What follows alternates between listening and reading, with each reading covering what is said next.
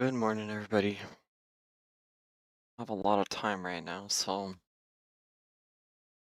let's get started. Meant to get on a little earlier today, but that did not happen. Okay, so market is open. Obviously, the market is bullish, but I need to get some levels adjusted first. So I don't want to take calls into today just yet, even though we are seeing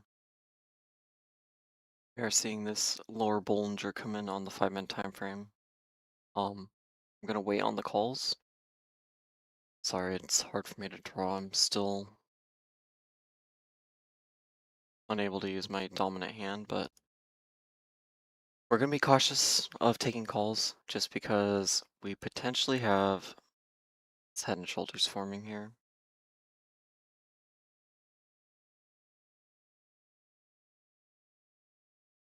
And we are already up 2.5% on the day.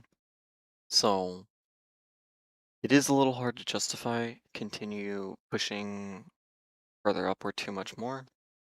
Now, one thing I do want to look at is daily time frame. The upper Bollinger at the 679. So we're gonna go ahead and mark that out. Good morning, everybody. Sorry, I haven't had a chance to look at chat yet. So 679. Let's just do 679.60. That will be our upper Bollinger on the day. And our 5 mile is gonna be probably like way, way, way below us. 661.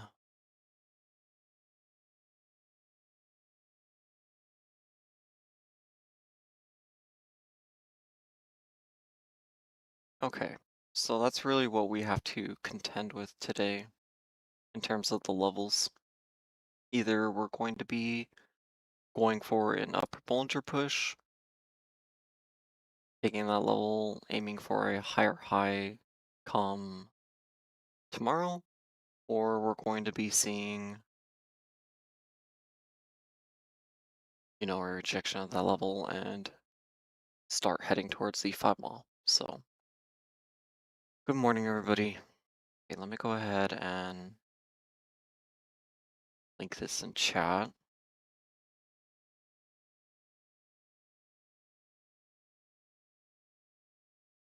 And I'm going to take a look at the VIX here and everything in a little bit.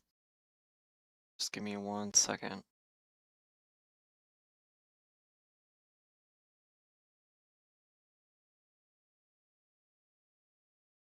Now again, I'm not taking any call positions just yet.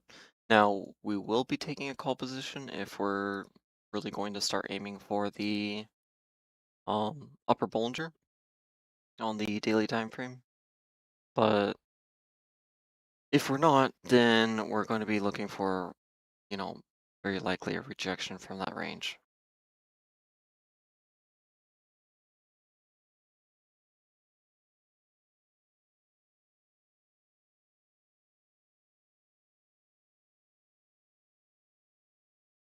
Now, for the TQQQ puts that we had going into next or the April 17th and May 1st, we're going to go ahead and close those right now. And we will be waiting a little bit on additional puts. We do want to wait for, um, to see if we're going to be getting this upper Bollinger push or not.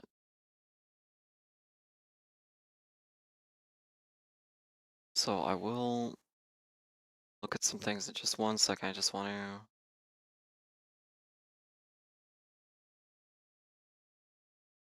get some of these trades closed out really quick. All right, and if you were watching yesterday, you should still have the TQQQ 65 or 46 calls, which those should be very much in the money right now. and you should have those for next week. So those have helped us quite a bit. Now, I'm not going to be selling these TQQQ calls just yet. Again, I do want to wait to see if we're going to be seeing the upper Bollinger uh, pushed on the daily time frame in terms of overall tech and everything else.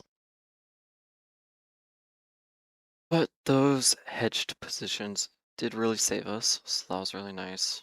Okay, got those covered. Good morning, everybody, and let's start looking at the trades. Okay, so 5 minute time frame. What we do have to contend with here, turn off the moving averages. 5 minute time frame, we do have this inverse cup.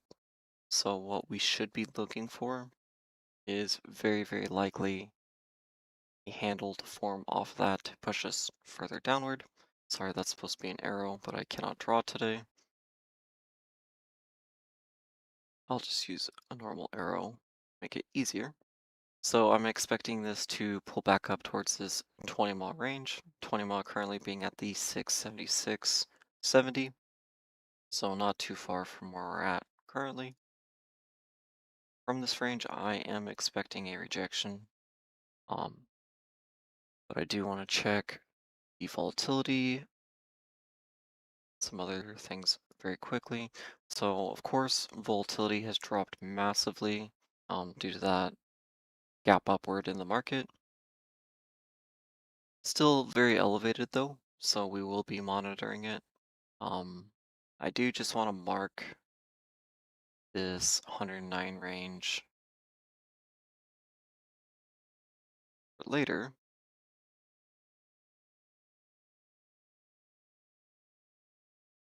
And on our daily time frame,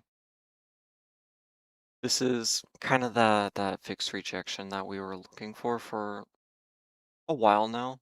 Um, I know that I'm still, you know, even with the buying today in the market, overall I'm still bearish on the market, even with the market trying to aim for the upper Bollinger and everything. We still have the Bank of Japan wanting to unwind positions, and I will go over that in a little bit. Not gonna explain it right this second, just because I'm still partially waking up. Um, and I feel like that does require a little bit of a more thorough explanation. But with that said, we're very likely still going to be seeing quite a lot of selling, um, you know, in the next 2 to 3 weeks, very, very likely. Um, the reason why I'm saying that is because in 2024, we had a very large oil volatility event like this. It wasn't as large, um,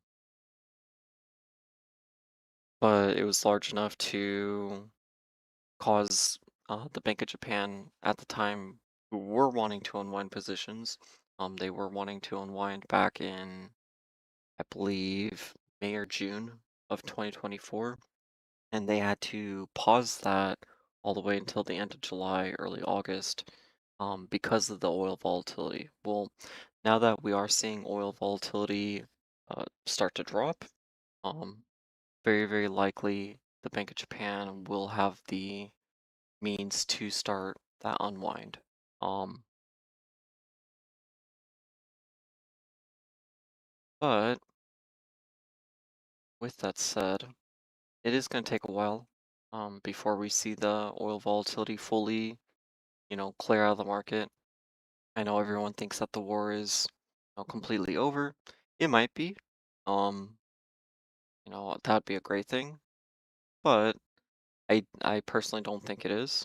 I personally think that there's still going to be some conflicts going on, and I do think that oil will take some time to calm down, even though that, or even though, what am I trying to say here? I want to look at the weekly time frame to kind of show.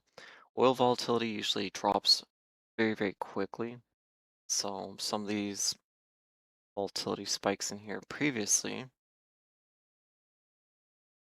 This is the weekly time frame, so it will look a little more drastic here. But we can see that oil drops extremely quickly. Um, this does open a short position on oil, and this was something that we were originally looking for. Now, I do have to look at positions for this. Um, but again, I'm still not fully convinced we're done with the oil volatility. But I could be wrong about that. Now on SPY here, we are seeing this head and shoulders starting to play out a bit.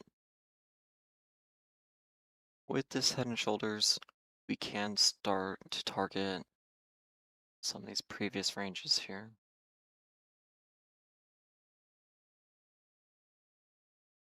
If I can get the square properly.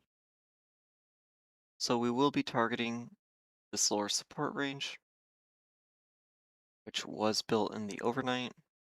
So the bottom of this range is at the 672.08.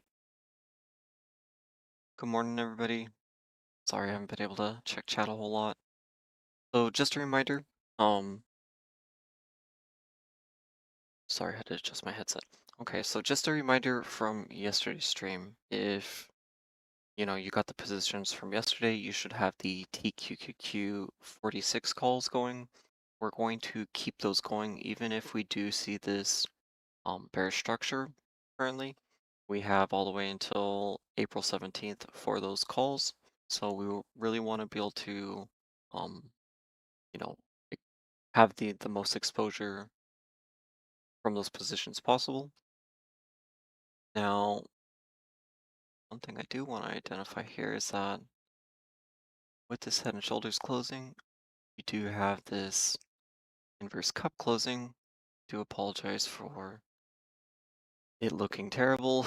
It's really hard to draw right now. With this inverse cup closing, um, we should be expecting bullish structure at the bottom to form a handle upward to grab more liquidity to push downward. Now, with us being in the lower Bollinger here, again, that does create conditions for pushing the upside. So if we are going to be having the upside Bollinger push today, then the call positions here could be very profitable. So be aware of that. Now, personally, I'm not going to be taking these calls just because I'm not feeling very good right now. Um, so it's hard for me to fully pay attention to those positions. But that is a reasonable position to take. Okay. I would not be trying to chase puts into this structure.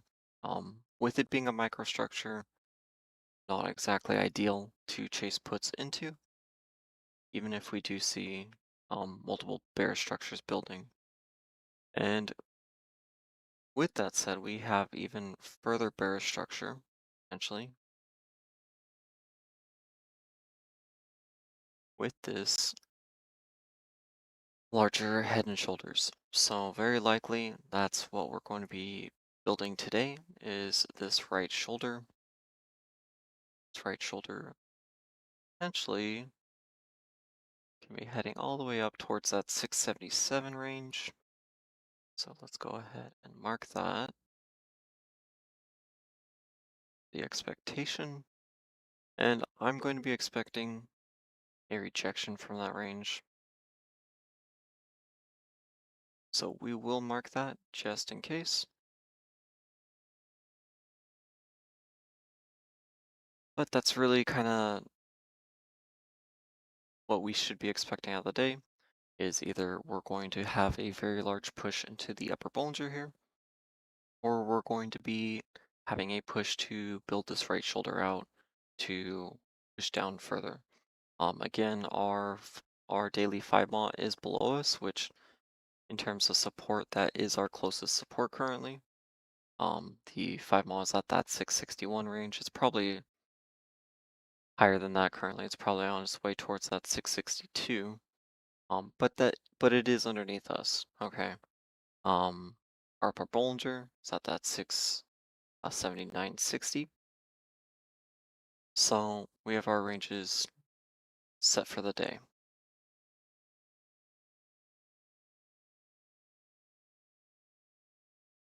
Okay, let's go ahead and look at chat for a moment.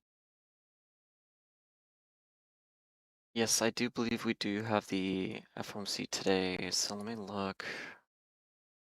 We have FOMC meeting minutes today. So the meeting minutes again are going to be covering basically what was discussed in the last meeting. Um, I don't believe we have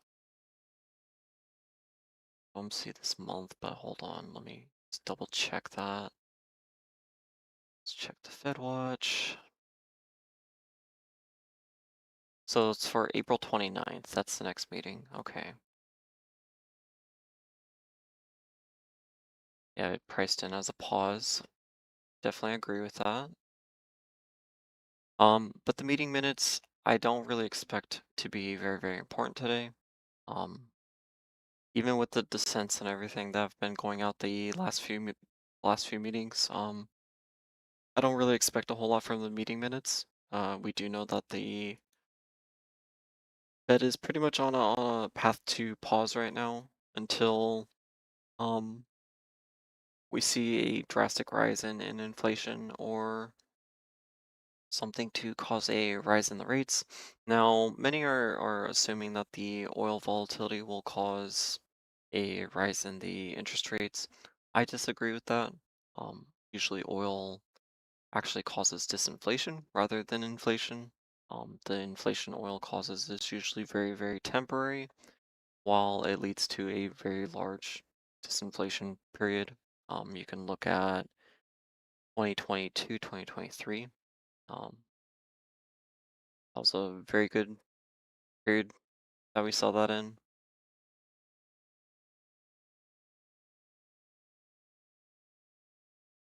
Now on the SPY here, again, I'm really not going to expect a whole lot of movement today. I am expecting quite a lot of chop. Thank you. I'm expecting quite a lot of chop just because we don't really have anything super newsworthy in terms of the data sets for the day, other than we do have the meeting minutes. But again, I'm really not expecting anything major out of those meeting minutes at all. The meeting minutes really just cover basically what each of the Fed um, voters, had in mind of what they were discussing, everything else like that. So no, I don't really use the RSI. I do know that it's a great tool. I have used it in the past, but with how I currently trade, um, I just don't feel that it's very useful for me. Now, again, I do want to make it very clear, the RSI is a super, super, super good tool. You should be using it. I just personally don't because of everything that I monitor. Um, Being able to watch, the corporate bonds, being able to watch all the different instruments that we do, it gives us a very clear picture of what's going on with the volume and when we expect reversals and things like that.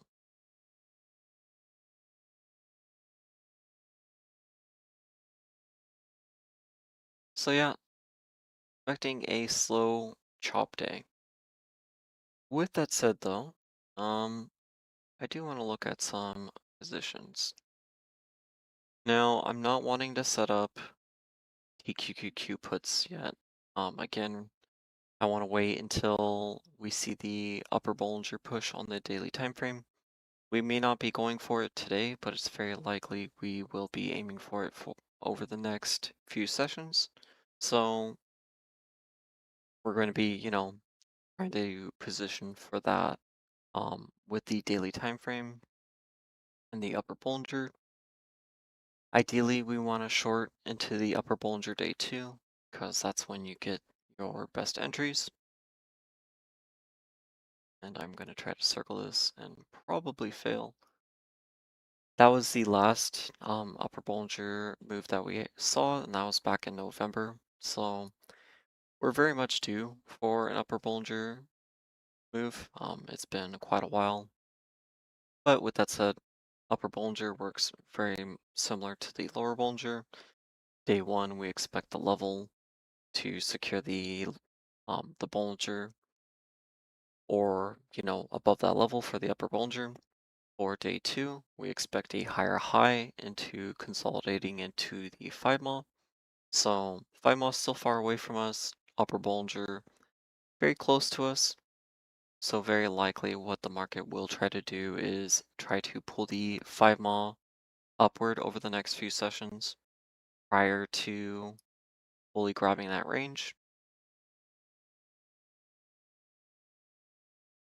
Now again, with the moving averages, we saw, just going over the last few sessions, we saw that we had the lower Bollinger day one, day two. From the day two, we saw the upward consolidation to the 5 mile. From the 5 mile, we saw the 10 mile test. From that 10 mile test, we had the 5 mile retest. From the 5 mile retest, we had the 20 mile test, which personally it did look like a rejection at first. Rejected it into the 5 mile retest again. From that 5 mile retest, we retested the 20 mile. You can say that this was a 200 mile retest. Um, I'm personally not looking at that as that level though. And from the 5 mile, 20 mile, and if you want the 200 mile retest, it opened up the push into the upper Bollinger. So we have plenty of liquidity built. Upper Bollinger move over the next week and a half, very, very likely should be hitting. I'm not expecting it today just because the 5 mile is so far underneath us, currently at the 660.77. So again, I am expecting that to be a lot closer to that 668, 670 range before we really start pushing the upper Bollinger. Now, we can push the upper Bollinger prior to that, because again, upper Bollinger should consist of 2 days worth of movement. So that will be 2 additional days of pulling the 5 mile upward. So just be aware of that. Um, but yeah, that's really the expectation over the next few days is that we should be seeing that upper Bollinger push, even with some of this bear structure built. Now, I do want to look at some oil short positions here. Turn off the moving averages. Just gonna show the structure for a while here. I want to look at some oil positions, which is going to be a lot easier to do on my phone. So just give me a second while I look at some symbols. Now I want to look at drip, which I believe is the oil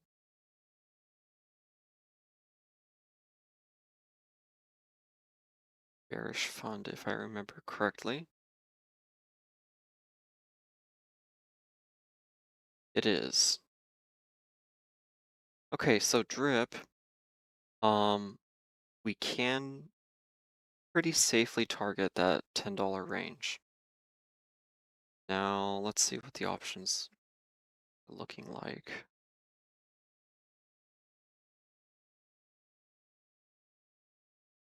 Those are very cheap too. So the $5 calls on drip, which is the oil bear ETF.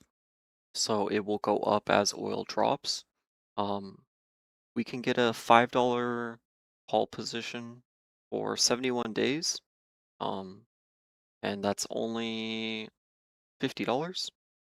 So that's actually super, super nice. Um, seeing how those positions are very likely going to be running into the multiple dollar range. Um, I definitely want a few of those.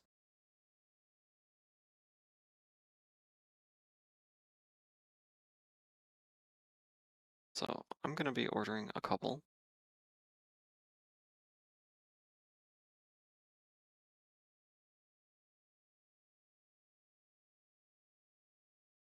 Let's see.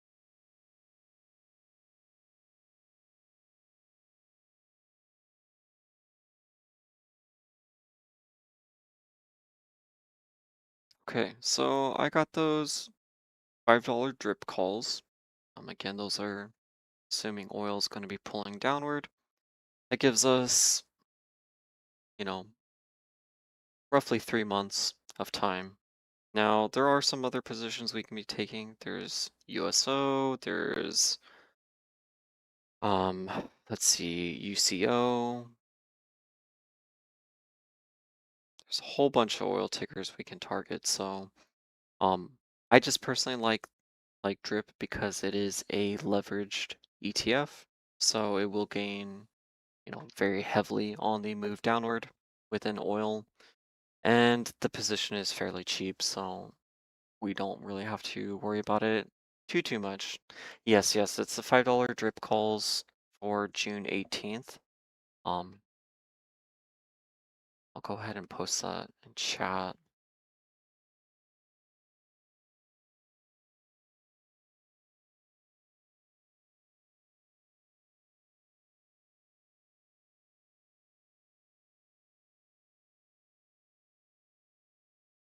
Okay, so that is the position, okay, that I want for our beginning, to start our oil shorts anyway.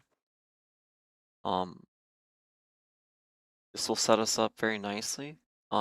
Because again, the thing with oil is that say the war is entirely over. Okay, say the war is completely over, we're not going to have any more conflict and oil's only going to drop, right?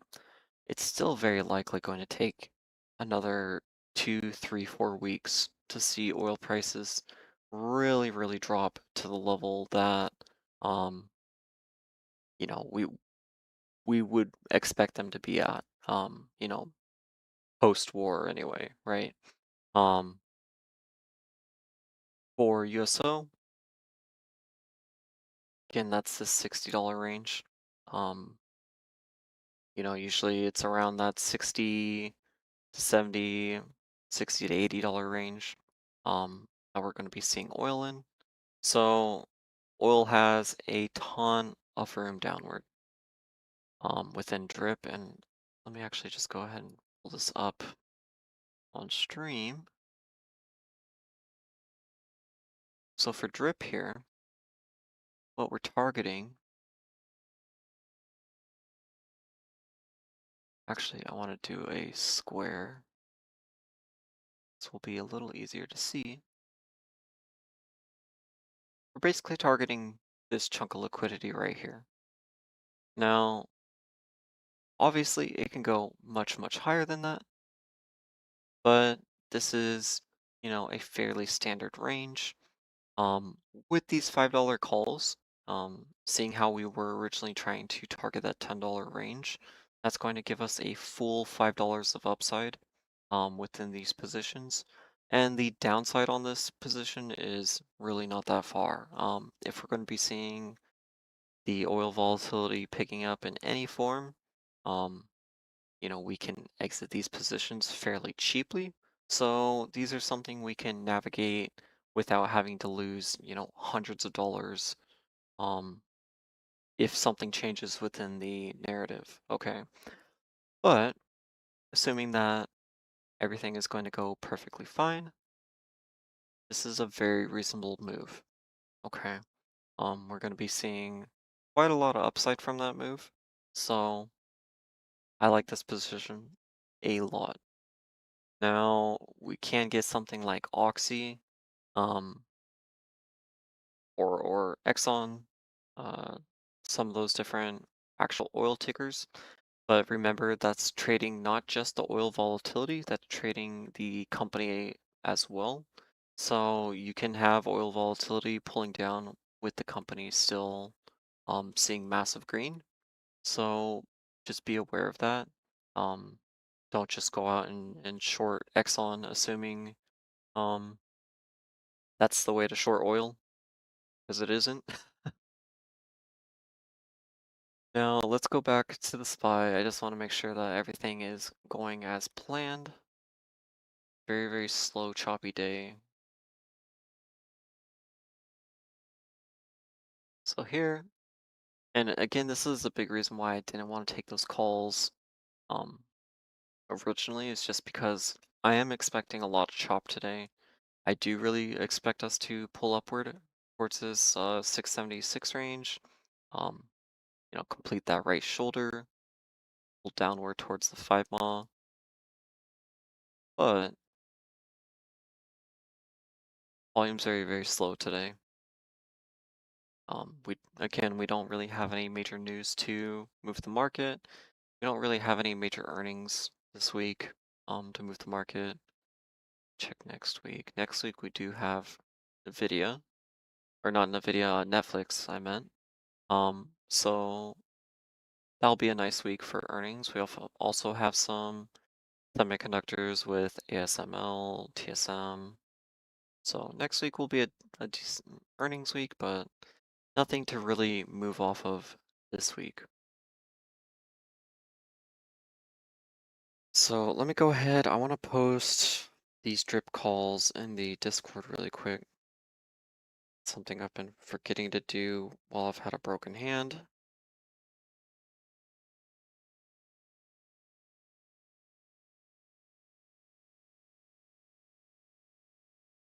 Now, again, if you are wanting to take calls into the day, um, now's actually a really good opportunity to do so because a lot of this structure on the bearish side has played out already.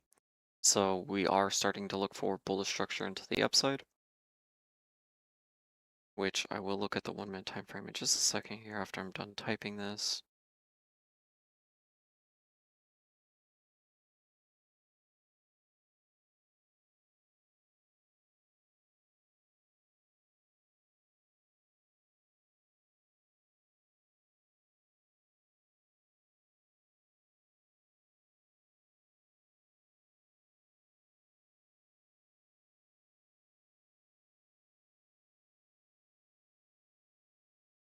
Okay, got that typed up. Let's look at the 1 minute time frame, everybody.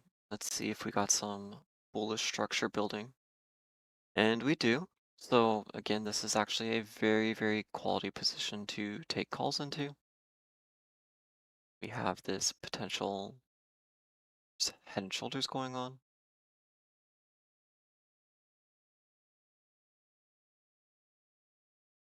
Sorry, it's very, very hard for me to draw with my opposite hand. We are seeing the ADL slowly picking up as well, which is telling us that money is flowing into the symbol. So we should be expecting this inverse head and shoulders, build the right shoulder, and take us to the 676.16. Now the primary position I am looking for today is the put into the right shoulder. So what I'm looking for is for the upper Bollinger here. I will just go ahead and mark this kind of like that. I am expecting the 5 minute upper Bollinger to pull downward, then us use that range to take a put position to the downside.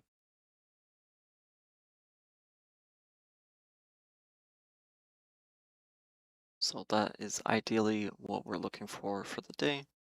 Now again, if there's some strong running room within the calls, this is kind of that range to take it in because if we're going to be pushing into the upper Bollinger on the daily time frame, which I personally don't think we are, but if we are, then this is that range to catch that full upside. Um, if not, then you will at least catch this right shoulder, um, close out the call on the right shoulder, head downward towards that 672.34. So that's kind of the thesis on the day. Um, have not really seen any signals telling us otherwise that we're going to be seeing anything different. We see corporate within our corporate bonds. Sorry, I'm losing my train of thought. Within our corporate bonds, we're still seeing buying. Um, even though it was all the way up at the 80.52. This is still very, very indicative of buying within the equities.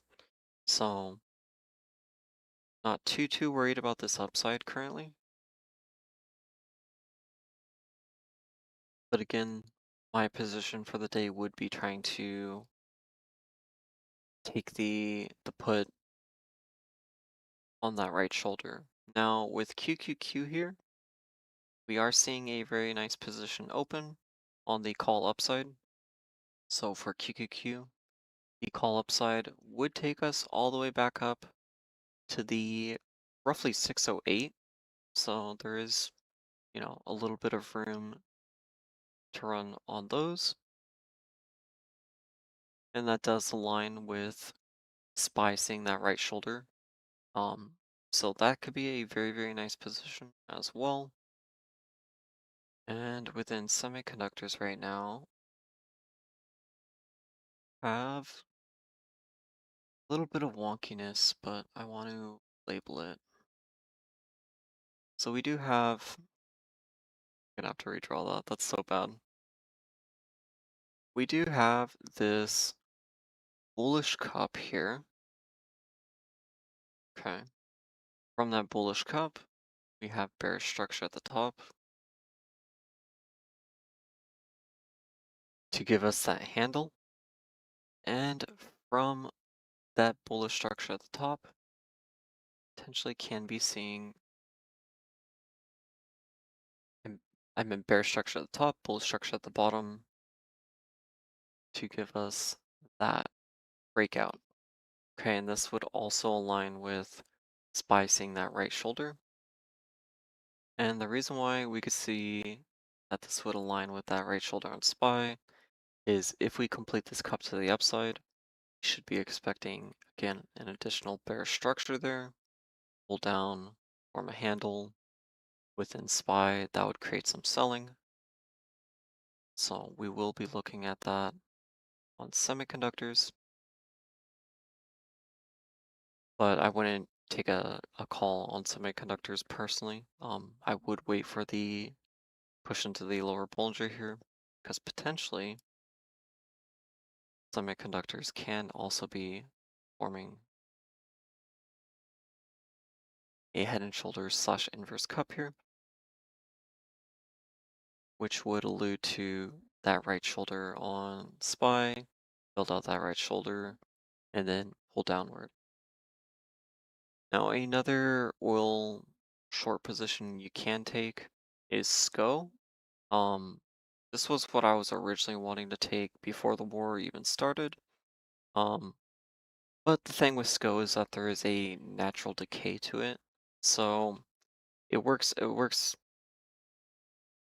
better when you're shorting it rather than going long in it. So SCO would have been really good to take when the oil volatility was beginning.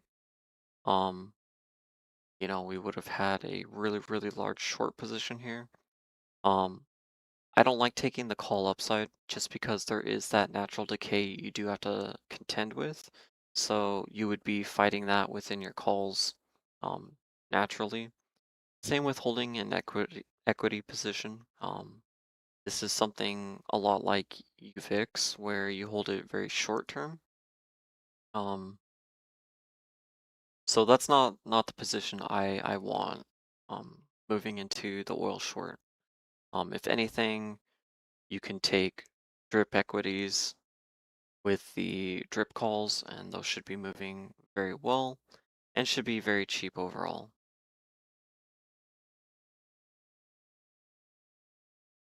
All right, everybody, I've been rambling for a while.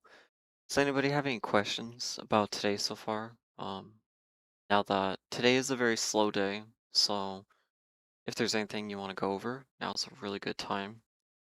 If my right hand was working, I would actually do a class on structure right now. Just because today is such a slow day, I'm not expecting a lot of movement. Again, pretty much the entirety of today is I'm waiting for the short position within this right shoulder on SPY. Other than that, just really going to be sitting on my hands. I don't want to take the upward call position just because the volume is very, very, very low right now. Um, Obviously the market is trying to, price in this movement and everything else. So, but yeah, if there's any questions, any symbols you want to go over, um, we'll absolutely take the time to do so. Yeah, let's look at that, the 1 hour time frame. Hold on.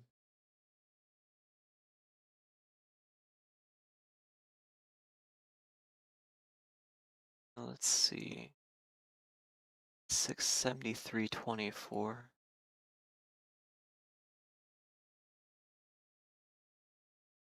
Yeah, and that would be perfect. That 673.24 is right within that range that we're basically looking for.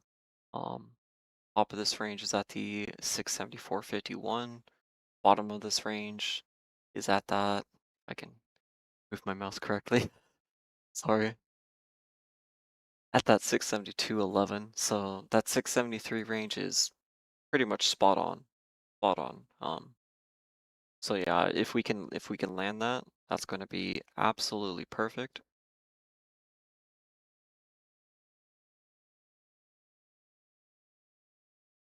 Apple and silver. Okay, so let's look at precious metals first. Because I feel like many of us are probably interested in that. So let's go over precious metals first. And then I will be happy to look at Apple for the team. Okay, so I want to look at the futures first, and I want to start with gold. Gold, gold, gold.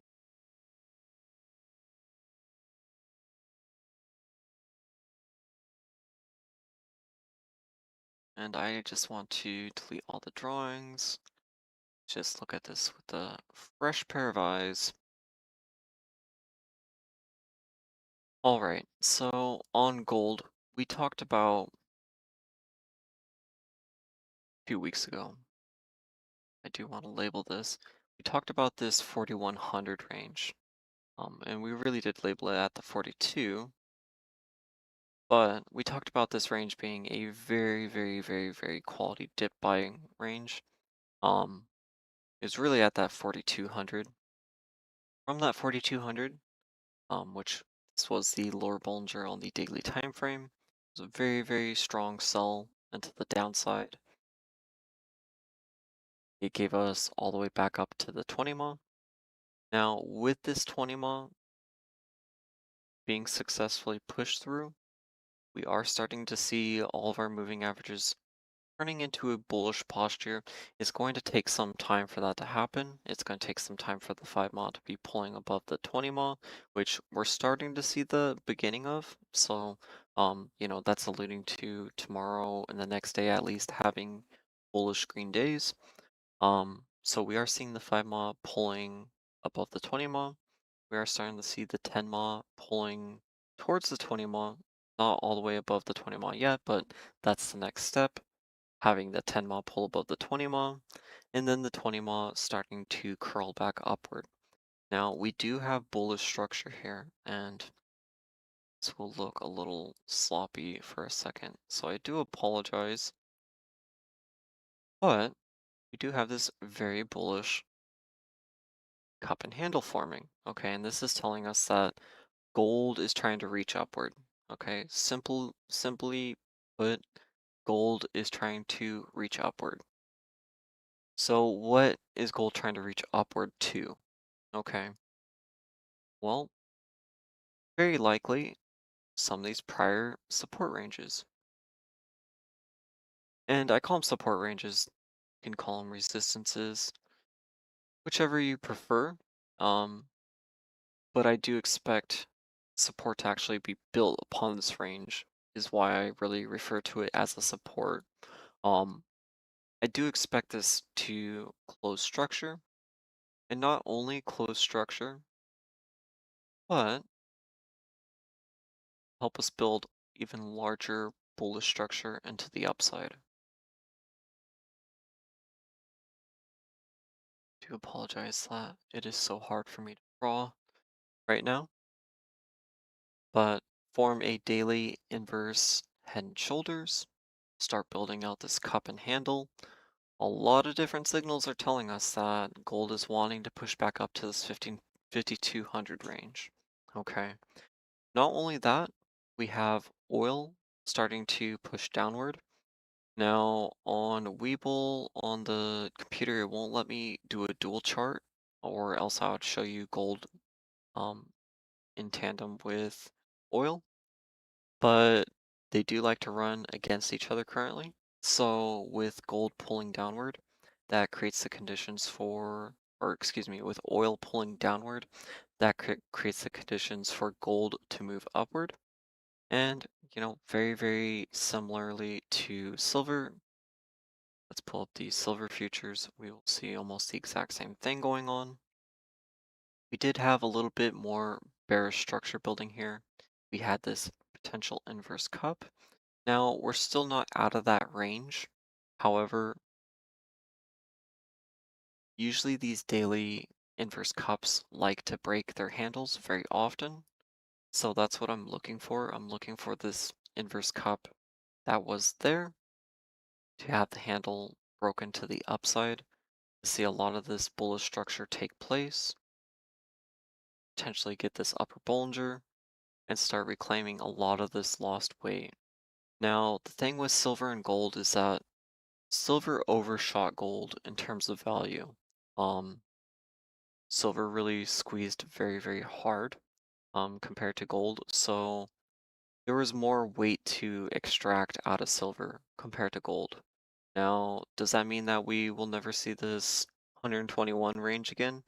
That doesn't mean that, but we do have to work a lot harder for that compared to some of the previous highs on gold. For example, that 5600 range on gold will very, very likely easily be hit compared to this 121 on silver. But with silver, we should be targeting this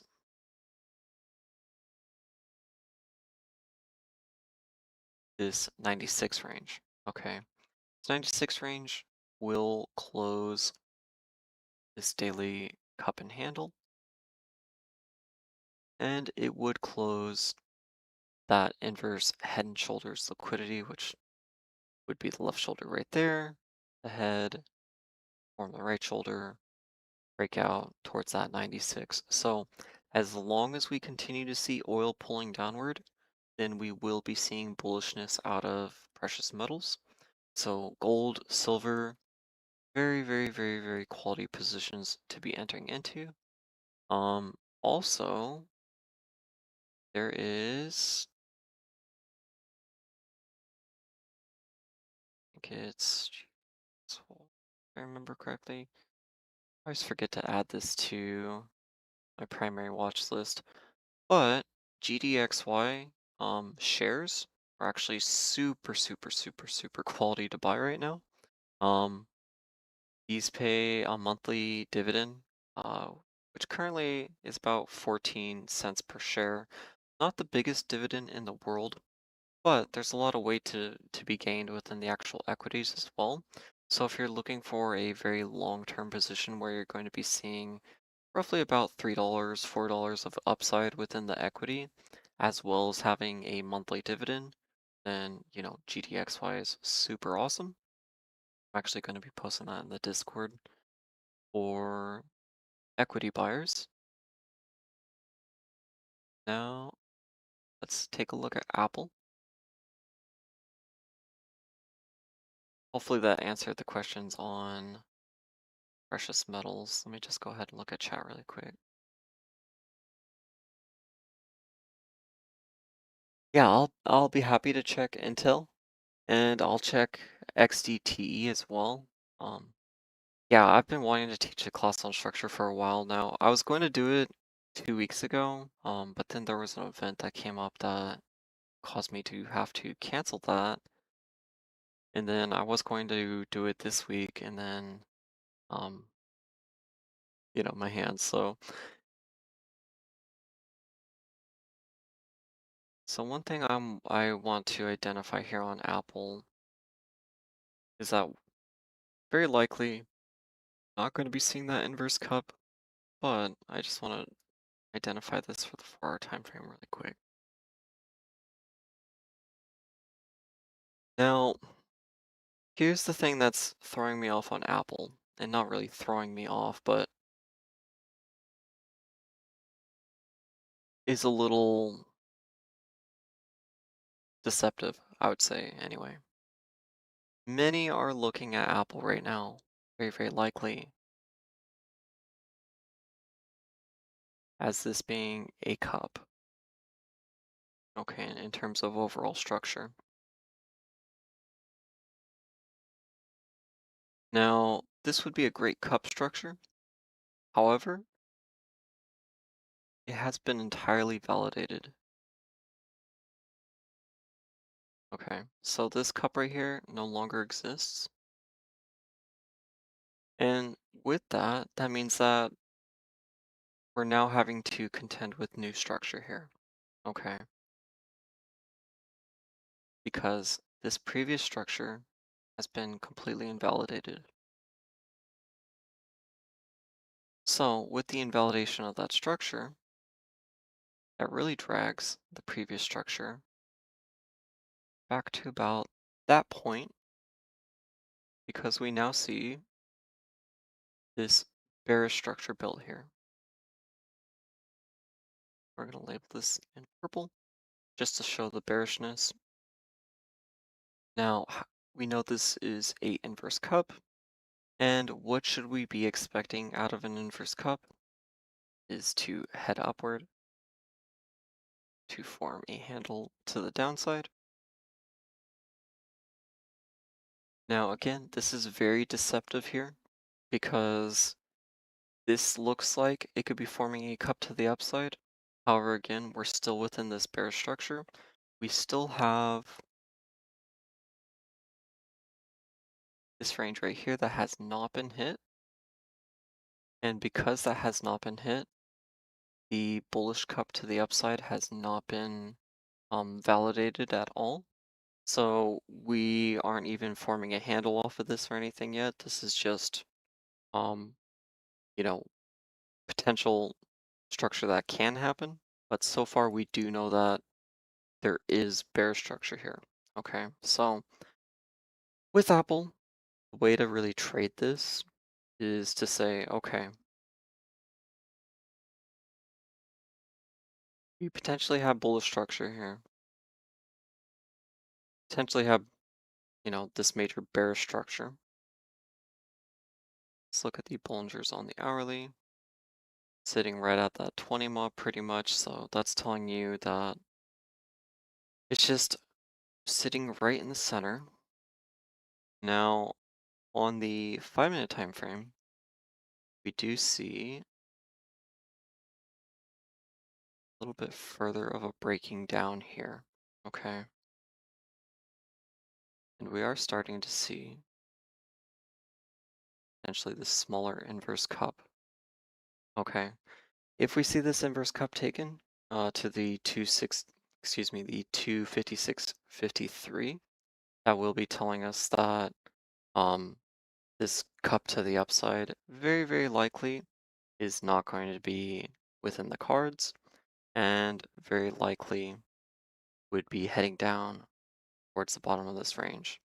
Now, looking over the actual moving averages here, I'm sure we can probably see something align this very nicely.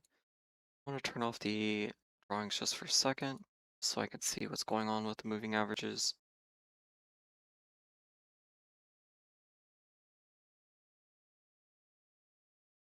Okay, so we see the 5 mile above the 10 mile. 10 mile just crossed above the 20 mile as of basically yesterday. Um, Technically on Monday, but we're going to call it yesterday. With that 5 mile cross, that does create the conditions on the daily time frame. Again, for that cup to form, but we do have to clear that liquidity range in that red. If you can clear that liquidity range, then that's going to be a very, very good cup to the upside. And with that cup to the upside, it creates the upper Bollinger push on the daily time frame. The upper Bollinger is currently at the 260.55, so that would create the conditions for Apple to push into the upper Bollinger, see the excuse me, the 262.47. From that, we would expect, as always, bearish structure to be building on top of the cup. Sorry, that's supposed to be a circle. Um, but bearish structure building on top of the cup, and from that bearish structure, seeing a handle to the downside. Okay, but this would give us the upper Bollinger level of that 262.73, whatever it was. Um, and with the day two upper Bollinger move would give us a higher high, so very likely that 265 range. Um, if Apple is going to be pushing for that. If not, then you have to look towards your closest support range. Our closest support is at that 256.49, so not too far from where we're at. Um, we're at the 258.50, so the room between the upper Bollinger and the 5 mile here is very tight. If you can hit the 5 mile, then that could be a very, very quality position into the upper Bollinger. You just have to remember that with the 5 mile, you do have to contend with both the upper bounds and the lower bounds of the 5 mile. So that means that with the 5 mile being at the 256.50, we can see the range or the market price pulled roughly $2 below that. So we can expect that 254.50 range, give or take, before we fully see the 5 mile test, um, succeed to that upside. So hopefully that makes sense on Apple. Um, there is a lot of bullishness to the upside, but the problem with the bullishness is that once we start getting close to this upper Bollinger range, it really starts to taper out how bullish a symbol can be. Sort of like when we get to the lower Bollinger, that's kind of that side of the road, or the going off the road. Once we start getting off the roads, the market really tells us that nope, we want to be back on the road. We want to be in between these Bollingers. So if we do see the upper Bollinger push, it's going to be a very, very great short position. Again, we always short the day two upper Bollinger moves because those are literally the best times to short into a position. So yeah, that's what we're looking on Apple. I know that's kind of a mouthful of apples. I'm getting old. Okay, Intel. Intel, looking very good. Now, I actually want to go to the weekly on Intel for a moment here. And you can already see within the weekly time frame, I mean, I don't even have to draw it. You could see the bullish structure. Clear as day. Clear as day from that bullish structure.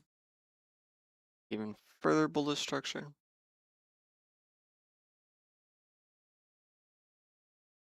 Again, clear as day. Another very, very bullish signal here.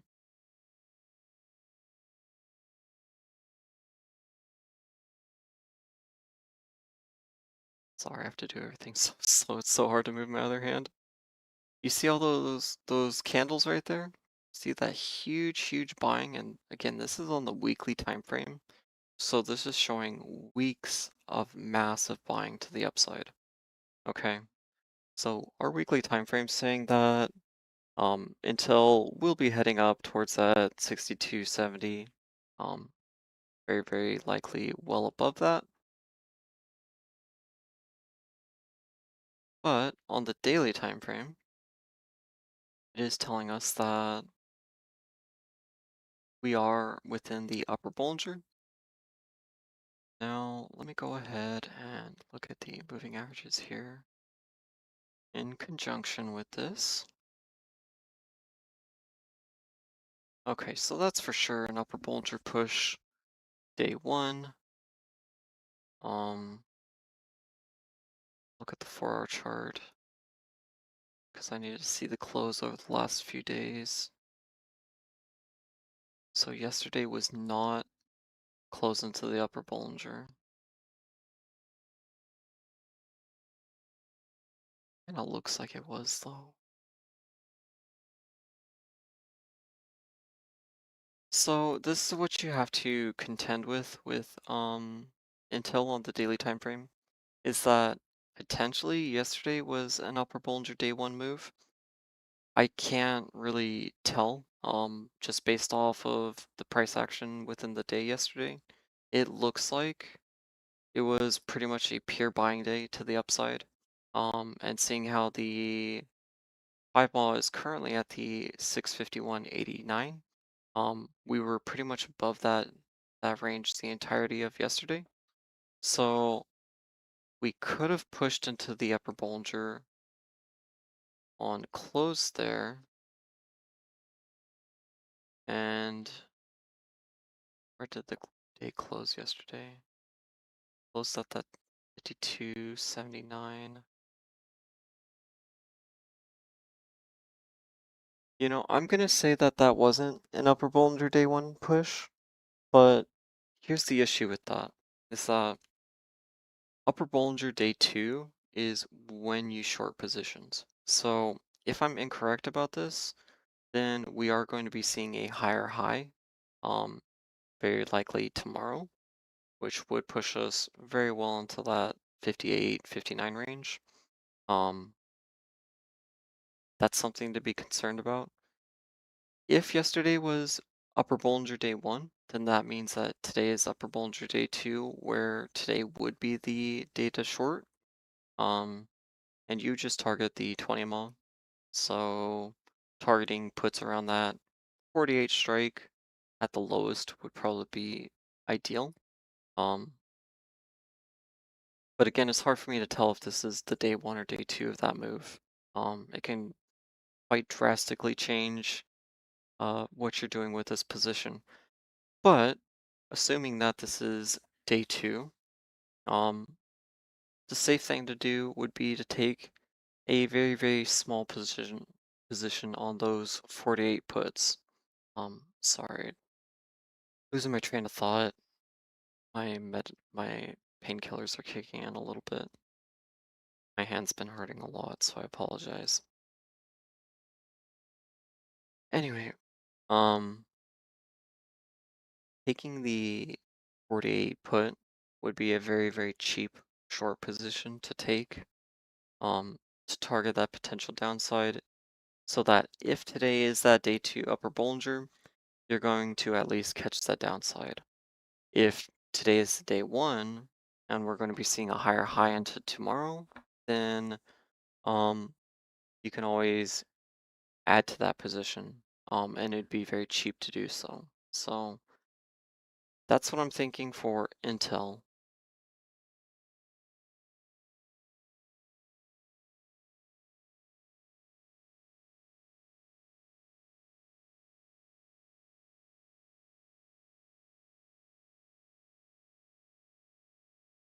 Hold on, let's check SPY. Let's check the SPY, and I want to check the news really quick because apparently ceasefires are being broken, so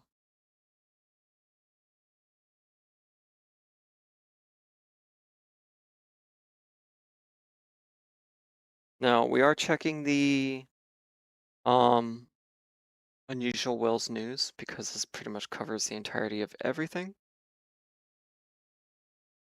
So just give me a moment while I read over this.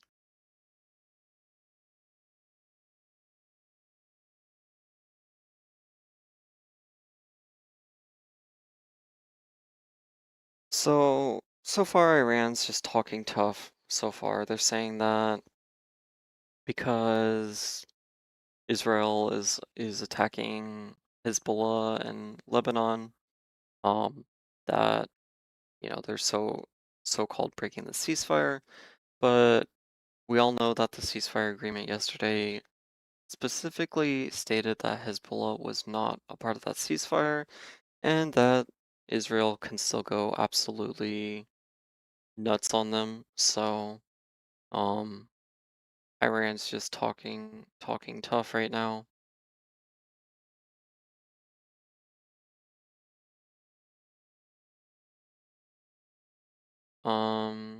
Let's see. Trump says Witkoff and Kushner will go to talks on Iran, maybe with Vance. Trump says in-person talks with Iran will happen very soon. So I'm not too worried about the ceasefire um, nonsense being broken. What this does do, though, is this opens up the call position that we were originally talking about. Um, so I remember, hold on, actually I closed the wrong window. Um, I believe, Lorenz, you said what that 673.24. You might actually nail this right on the penny.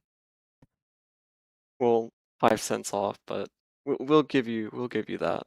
But looking very good for a call position. If we can get an additional push downward, I don't want to take a call position into this unless we push again into that lower Bollinger on the 5 minute time frame. But that strike at the 673.19 was very, very quality. If we can get this 672 range, that's going to be a very nice call to the upside. Um, I would not be worried about the news with Iran right now. Um, so one thing we do know, hold on. So Iran Far News Agency reports oil tankers through Hormuz have been halted due to Israel's ceasefire violation. I don't know if that's the case or not yet. So far on my end, I'm still seeing ships traveling through the strait. Um, I'm not seeing the VLCC rates moving up or anything else right now to suggest that that's actually taking place. Um, so I would not fully jump on that bandwagon just yet. Um, but let's go ahead and take a look at oil because that will be telling us very, very much so. So a little spike in oil, and I'm not super concerned about this right this moment. No, I'm not exiting any of my drip positions or anything. Again, we are expecting a little bit of bouncing up and down while um, we see oil starting to pull back. Okay. Um, again, we were just in war with them. There's still going to be little flames that have to get fanned out here and there. So I'm not too concerned about that. Um, I do think that once we get this push into the 672, that it's going to be a very, very strong call position to the upside. Now, one thing we do again have to contend with is with the 5 mile, but it's still a whole $13 away, so that's not really within a reasonable range to be struck. So, um,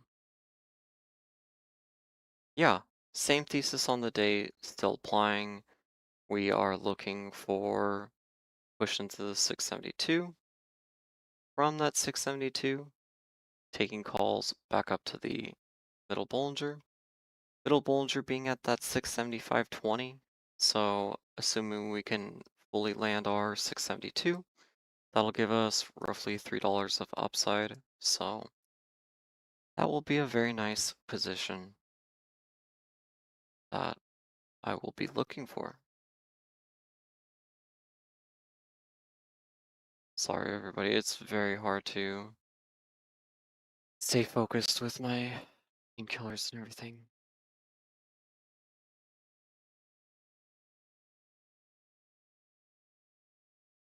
Good morning. Do you want to give me a hug? Yeah, come give me a hug. No. I see. Oh, you moved the box? Good job. Can you say good morning? Say good morning, everybody. That's my daughter, Amelia. I don't know if you can hear her, but she says good morning.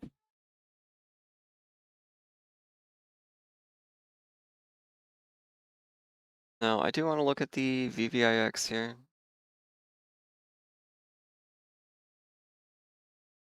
Was at the 108.68. Hold on, I'm gonna mute my mic just for a moment, just so that we can. Bye bye. I love you. Okay. All right, never mind. Okay, so VVIX here. Am I really concerned about this continuing to climb upward into the day? No, not so much. I do think that we're just doing a simple um, middle Bollinger test here on the 5-minute time frame, and very likely we'll see a bit of reprieve from that. Um, Again, just because there's buying going on does not mean that volatility is out of the system. So again, with bear markets, and do still fully believe we are within a bear market. We do see both positive and negative volatility spikes. And if I can go back to the SPY here, what we're seeing currently is a negative volatility spike. I want to go to the actual VIX to show this. And let's go to the daily time frame. We originally had this range set up where we expected to basically chop. Honey, I don't want that box. Hey,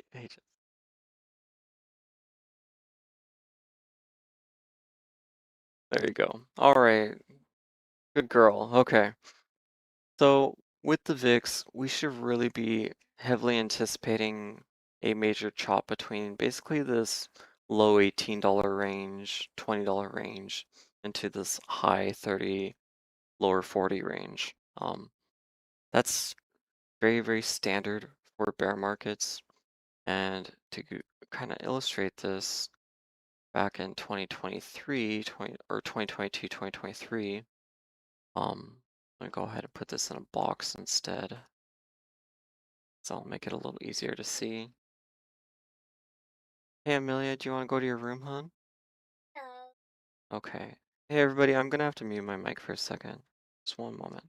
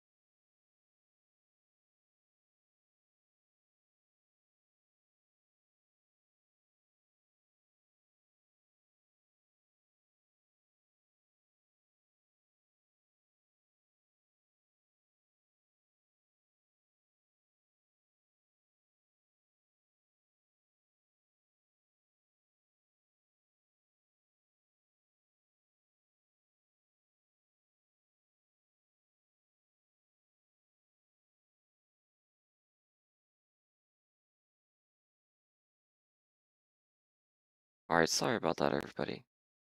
Okay, so this was the previous bear market, and sorry, it does look a little sloppy in here. Can't really adjust the drawings too much with one hand, but this was the bear market back in 2023, early 20. I always say the dates wrong. 2022, early 2023. Um, this is showing that very same pattern where we hover around that lower 18, push up into the high 38, low 40, push back down into the 20, rinse, repeat, rinse, repeat. And it's not okay, please close the door. I know, close the door. Thank you.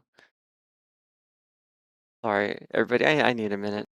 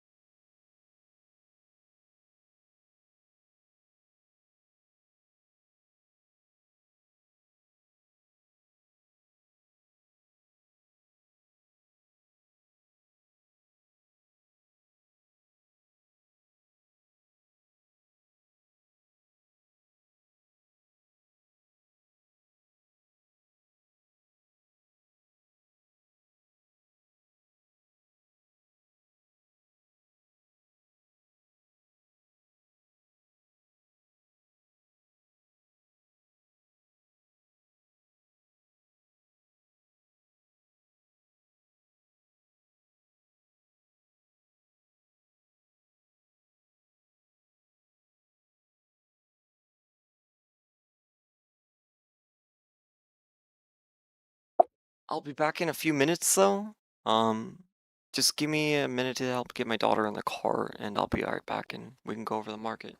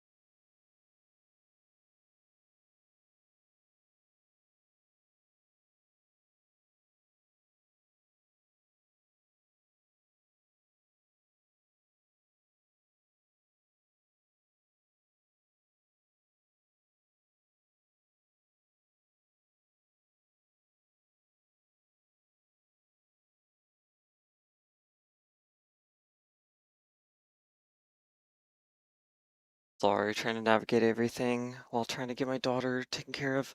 Um, can anyone post what the news was really quick? I'm trying to find my phone really quick. Um, I'm still looking for a call entry at the bottom here.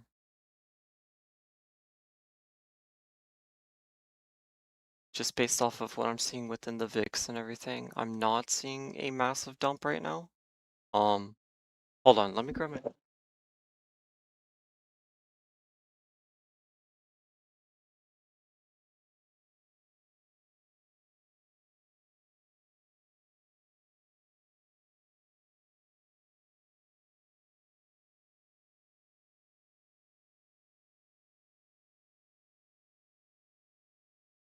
Okay, let's see. Let's see what news we got. Okay. The oil ship passage via Hormuz halted after Lebanon strikes. Qatar defense industry were targeted by a drone, whatever.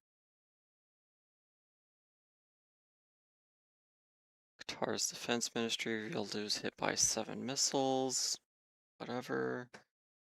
Lebanon is not a part of the ceasefire agreement with Iran. We already knew that. Kuwait reported that several facilities of Kuwait Petroleum Corporation and the Energy Ministry were hit by Iranian drones on Wednesday. Okay. Um, Iraq raises May Basra medium cruise. Yeah, I'm not seeing anything really too crazy. Um, to suggest not to buy these calls here. Um,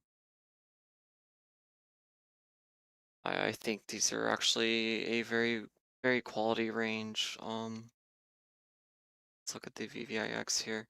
It is pulling up quite a bit. Was at the 116.17.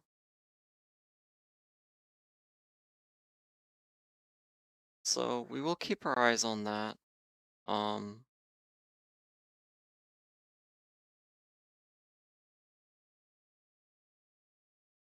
but I actually like the calls here. I'm not really seeing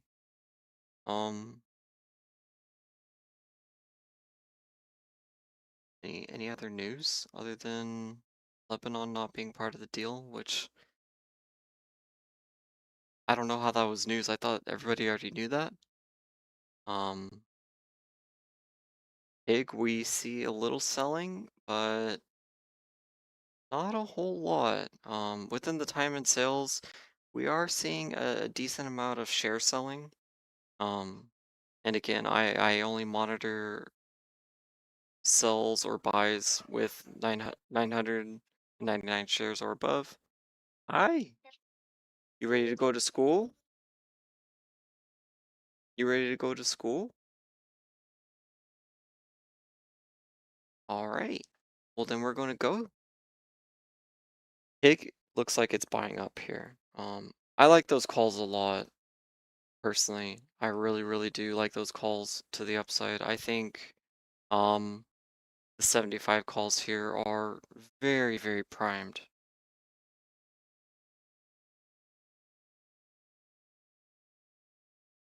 Second.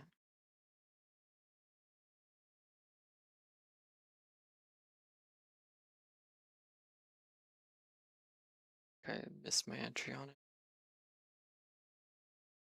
Hopefully not. We'll see though.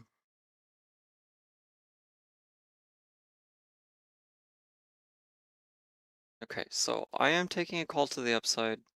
Um, Again, for this call, I am targeting the 674.63. So we are just targeting the middle Bollinger here. The calls that I am taking are these 675s. So I'm not really looking for some crazy in the money call for this upside here. Say bye to my daughter really quick.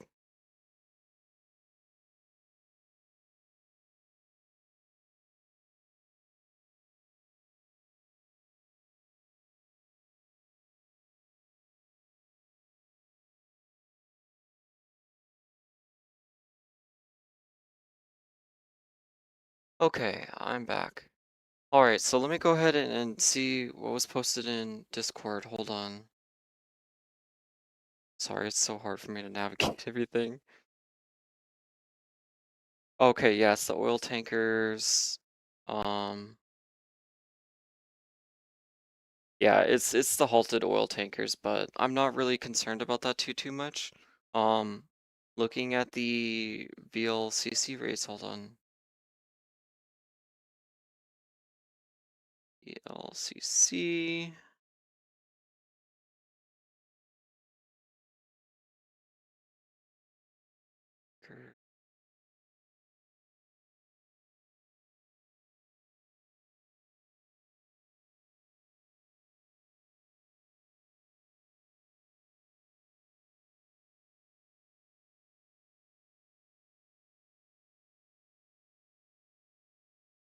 It's always so hard to get the VLCC rates because you always have to go through the Baltic Exchange. It's really annoying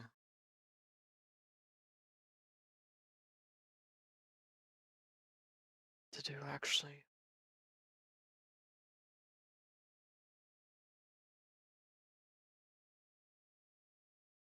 Just want to see the VLCC spot price.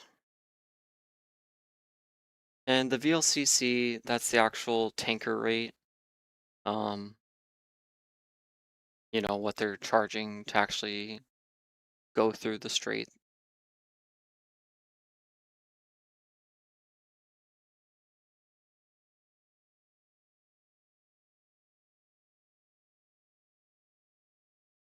I always hate having to find this rate because sometimes it works, sometimes it doesn't.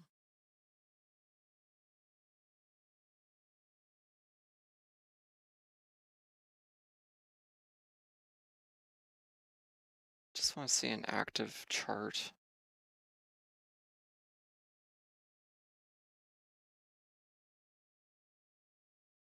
We're certainly going to show the monthly.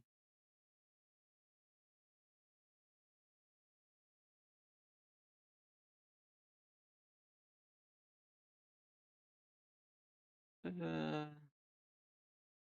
Anyway, if I could actually pull up the VLCC rates right now, we'd be able to see um in real time what's going on with the actual rates in terms of the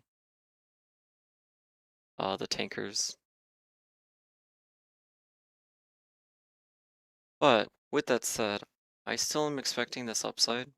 Um, Again, we do expect this upside for a few different reasons. Now, I'm going to delete some of these earlier structures on the day as they're not too relevant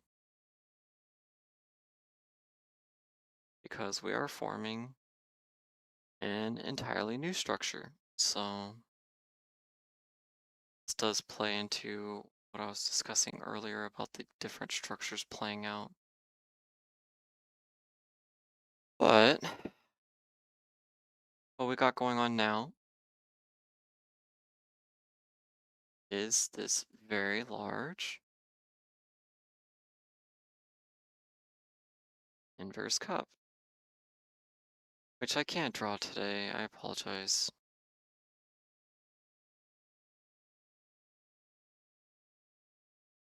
So that's what we're looking at now. Okay, we have the inverse cup built. At the bottom of this inverse cup, we're seeing signals we exactly want to see, which is bullishness,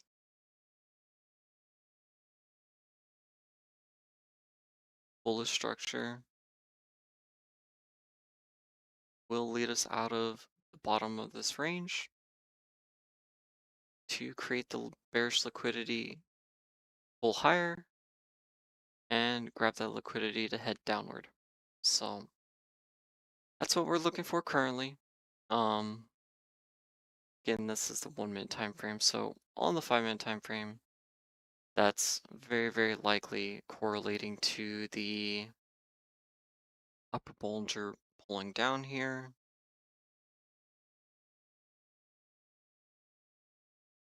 Very likely setting up a position top of that later. But so far, we should be at least looking for, again, this middle Bollinger. This middle Bollinger is going to be grabbing onto quite a lot of liquidity here at this 675 range. So there is quite a lot of room upward within these calls. I could circle this properly. There's that big chunk of liquidity right there. Very likely we harvest all that liquidity and either start pulling back downward or continue to head upward to try to aim for an upper Bollinger push. Now again, I'm not on the thesis of us seeing an upper Bollinger push today. I do expect more so for us to see the upper Bollinger continue pulling down, us create a short position within that upper Bollinger, and start heading back down to reclaim some of that lost weight within the 5 mile. So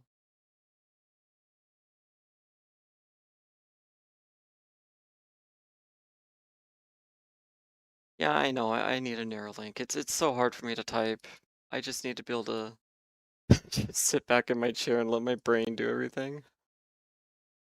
So hard to type, talk and type, and oh, that's the dream. Neuralink so that I could just automatically trade with my brain.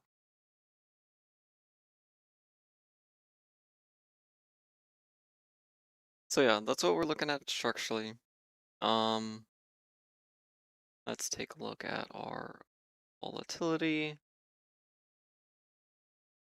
Still pushing upward quite a bit. Starting to get towards this upper Bollinger, which again creates an additional condition for potential downside. So we will be looking for volatility to start pulling back, start gravitating towards this 20 mile range. From that 20 mile range, we will see if, we're going to claim bearish structure from there or continue seeing the market bought upward. So very slow day, but slower days aren't so bad. It gives us a lot of time to really discuss what's going on with structure.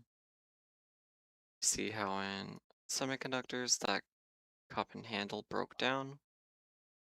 With that cup and handle breaking down, that allowed the inverse cup to play out.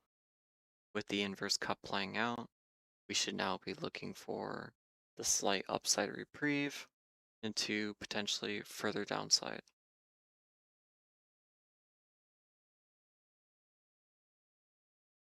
Falls to the upside, still looking fine.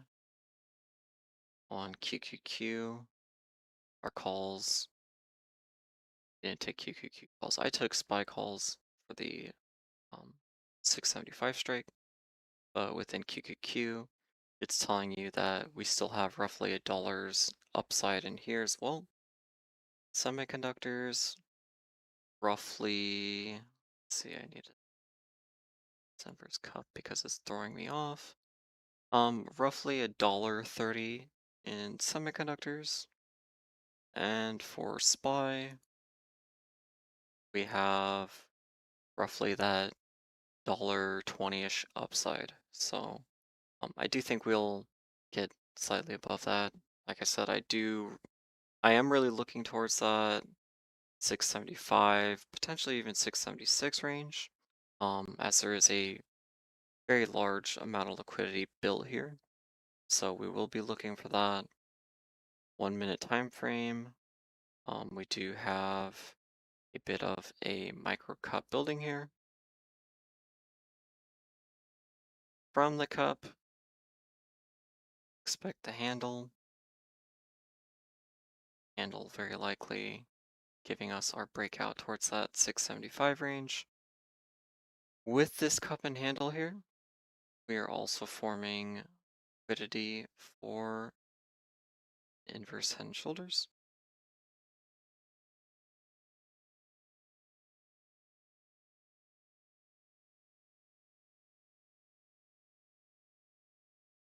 So again, I like the calls here a lot. I think that there's a lot of reasons for us to pull up towards that 675.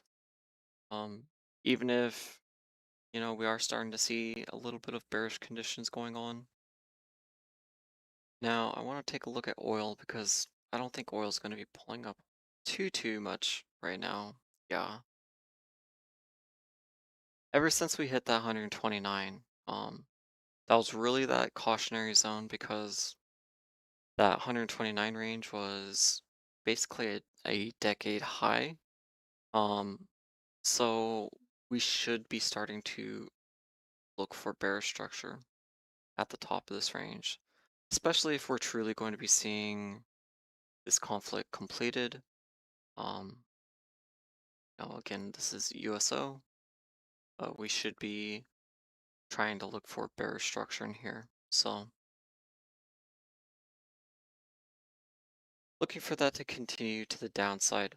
However, that downside does mean that we do need to, unfortunately, see a little bit of upside prior to that, which this does play very much with our movement we're expecting out of the SPY, where we're expecting a little bit of downside consolidation to catch the 5 mod back up over the next 1 to 2 sessions.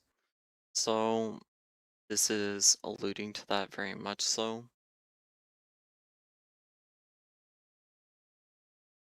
Now I'm still going to be holding these calls here.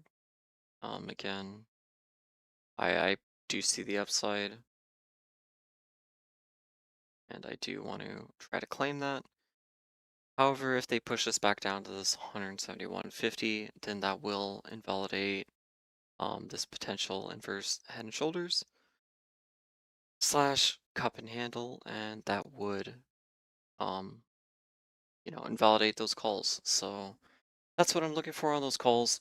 But overall, I am expecting that upside to hit.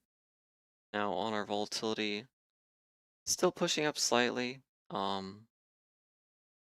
Not really seeing too much tapering in here. Seeing slight, but Again, we want to see, a little bit of a leg downward to really tell us that we're going to get that level within the calls.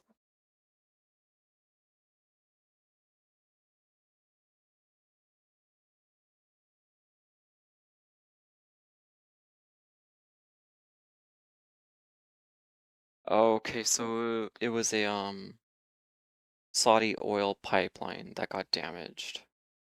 That's what the big oil volatility was for today.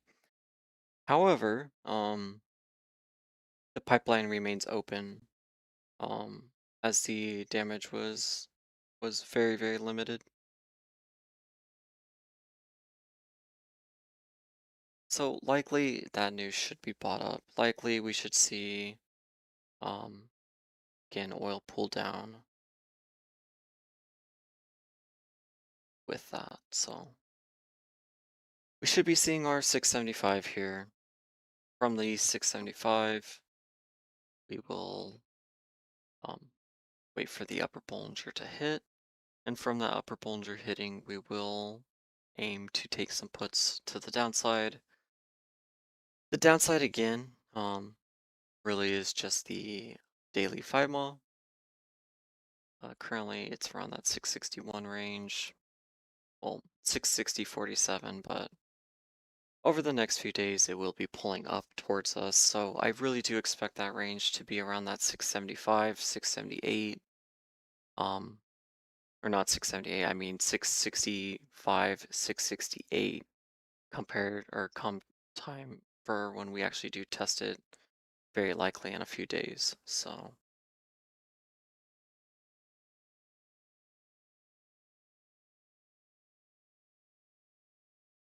still seeing our cup and handle here within the 1 minute time frame.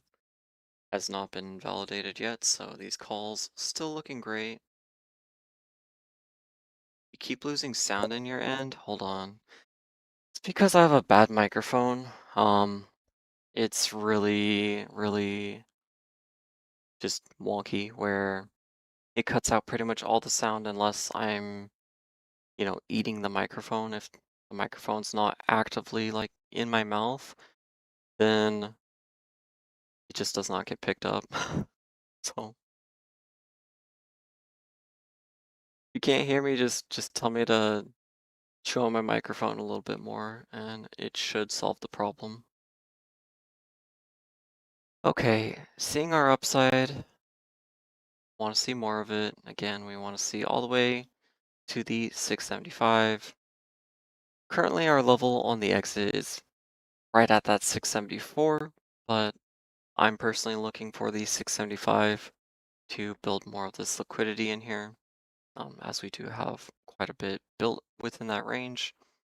So I am expecting that level to be taken.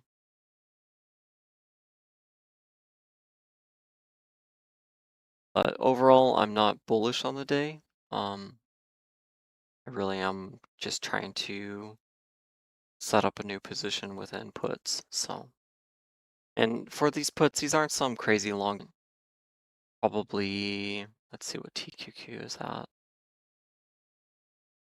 I'm thinking probably the TQQ 47.5 puts for the end of this week. Very, very likely. Seeing how TQQ by that point will be very close to the 48 strike. So those won't be very expensive by that point. They'll probably be around maybe 60, 70 bucks per put. So that'd be a nice end of the week trade. So that's the goal. That's what we're looking for currently.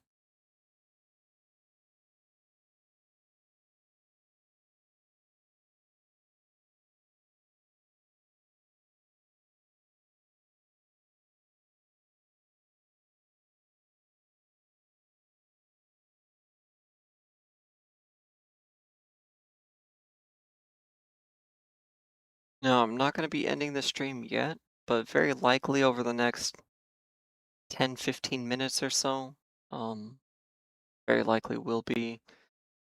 Ideally, I do want to see us exit these calls first prior to us having the stream close. But if there is any questions or anything, feel free to ask. I'll be happy to go over any final symbols or anything. But my painkillers and everything are just kicking in a little too much. I'm just starting to get a little too exhausted. And I don't want to mislead anybody during a stream while being half asleep. So, um, yeah, we're gonna look for our move. We're gonna look for our exit on the call. And from that exit, we will be looking into a put into the rest of the week.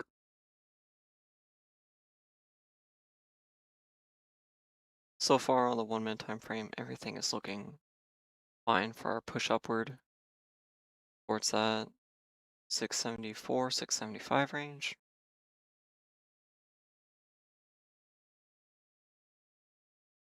So hopefully we were able to get some decent trades out today.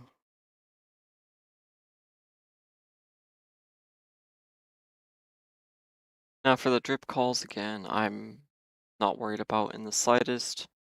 We have plenty of time on those, and overall we should be seeing oil volatility starting to slowly pull downward, which will cause the overall.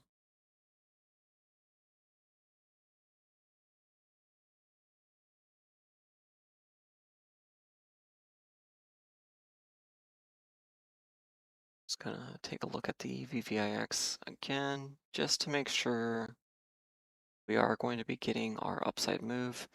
We did see the VVIX retreat all the way from the 117, and it's back at the 116.30.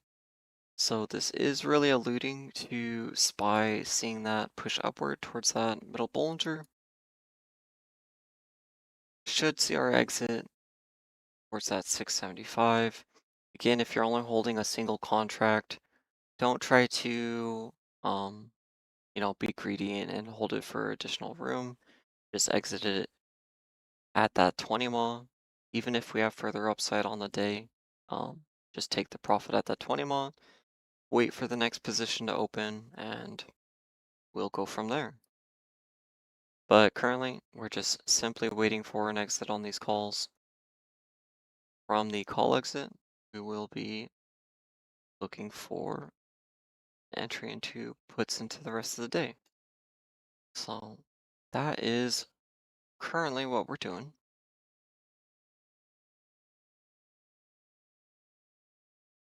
Is 669 possible today? That's a tough one. That's a very tough one. Give me a minute here though, and I can tell you much better answer to that.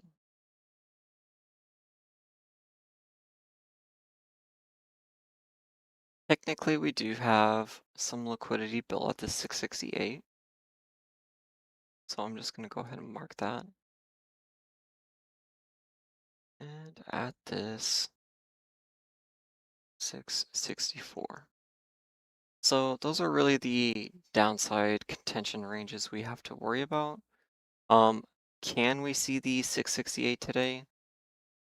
I think we can, especially seeing how we're expecting this to form the inverse cup already formed. Now we're expecting the inverse cup's handle to the downside.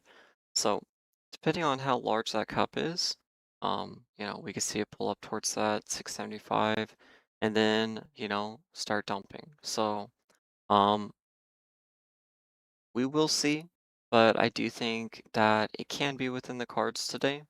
Um, but very likely it's going to be a tomorrow type of move or even a gap down type move. So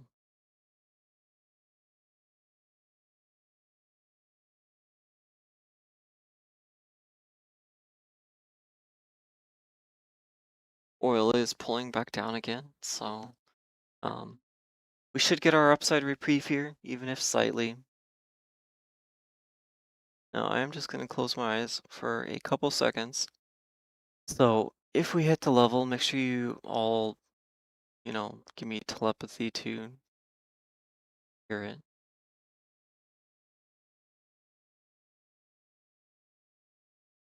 And I will check the volatility here in a couple minutes.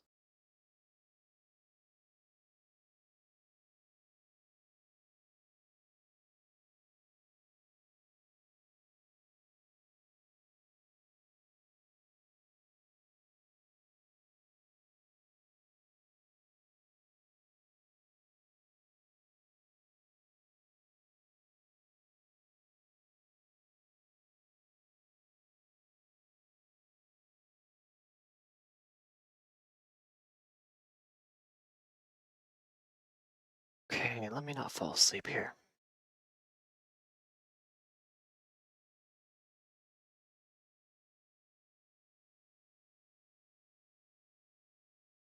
Is the hourly time frame more accurate when you use extended trading hours versus regular trading hours? Personally, I think so. And the reason why is because the thing about not accounting for like the extended trading hours, things like that, you just get these massive gaps, and that doesn't tell you the proper story of what's actually happening. Um, there's a lot of price action happening during those gaps. Um, and remember, each penny, upside or downside in the market, is done so for a purpose. That's someone actively going out and setting a trade, whether that's a machine, an actual person, doesn't matter. Every penny to the upside and downside is telling us something. Um, so when we skip the extended hours, if we skip the night trading sessions and things like that, you can miss some really, really key levels. That you would just not have access to. Um, and that's something I learned probably about 4 years ago when I really started learning how to structurally trade. Um, not having those after hour and extended hour gaps um, made me miss massive pieces of the story for the day overall. So I heavily suggest keeping them turned on. I heavily suggest charting them and treating them as real as the intraday.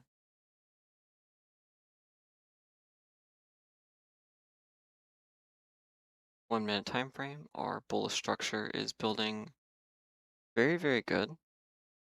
Our ADL slowly starting to pull back upward. So a lot of different signals telling us that we can be seeing the upside that we're looking for. Now I want to look at the volatility. We should be seeing our volatility pulling downward, which we're not. Decided to leg up again. Remember, it pulled down to the 16 or 116.30 from that 117. So it pulled back up to that 117 again. So we do have to be a little cautious. Again, we really do want to be seeing our volatility pulling downward in conjunction with this move. And I want to look at a few other symbols. So on semiconductors, we have hit this 5 mile range, which means that semiconductors can start pulling downward, which can cause SPY to potentially reject that range and not hit it. QQQ is telling us that there's still room on this range to the upside, so we should really be expecting it. QQQ is roughly 60 cents to the upside, but for SPY, Um, that's roughly about that 60 cents as well. Now, for me, my level is a lot closer to that 675 range, but again, following rules, the exit is at that 20 mile. So if you only have a single contract, don't squander your profit. Make sure you exit at the 20 mile. It doesn't matter if we squeeze all the way to 700 at this point. Always follow the rules.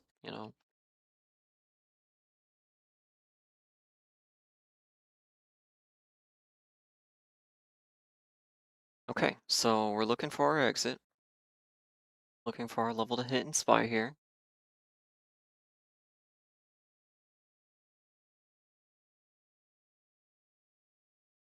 Now, ideally, what I'm really wanting is, again, I want the upper Bollinger to be pulling downward, basically towards this 675 range. Now, it's not there all the way yet. It's at the 675.29. I want it a little closer to that 674, like that high 674, so that the market can grab that range and reject it to the downside. Okay. That's really what I'm expecting out of the day. Um, and that's why I'm, going to continue holding this call slightly above where I'm telling us to usually exit. So,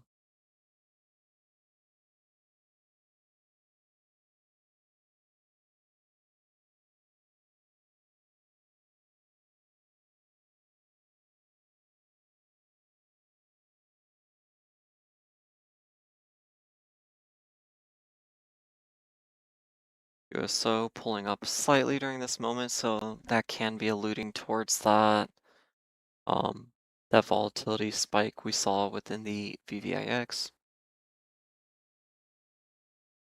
Still spiking slightly, so we do have to be cautious.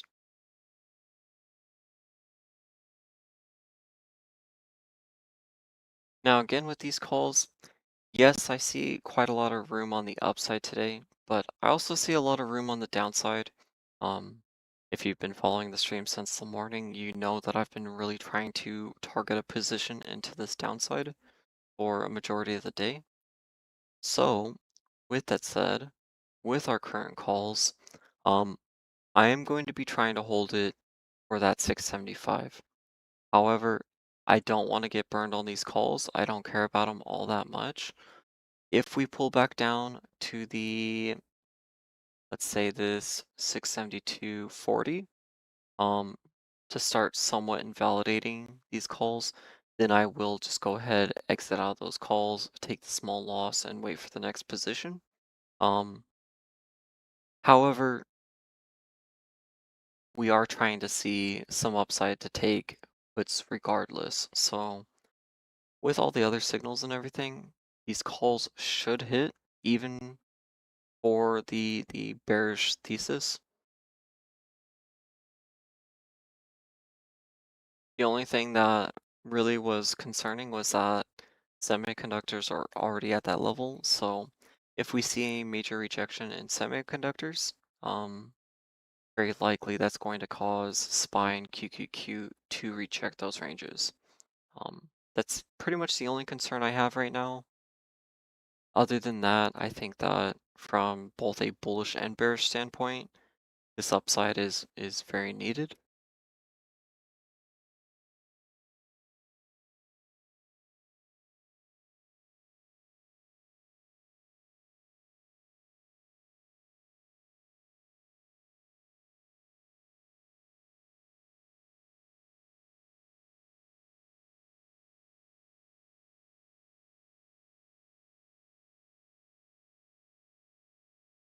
Just go ahead and check the news. I don't think there's anything new just yet.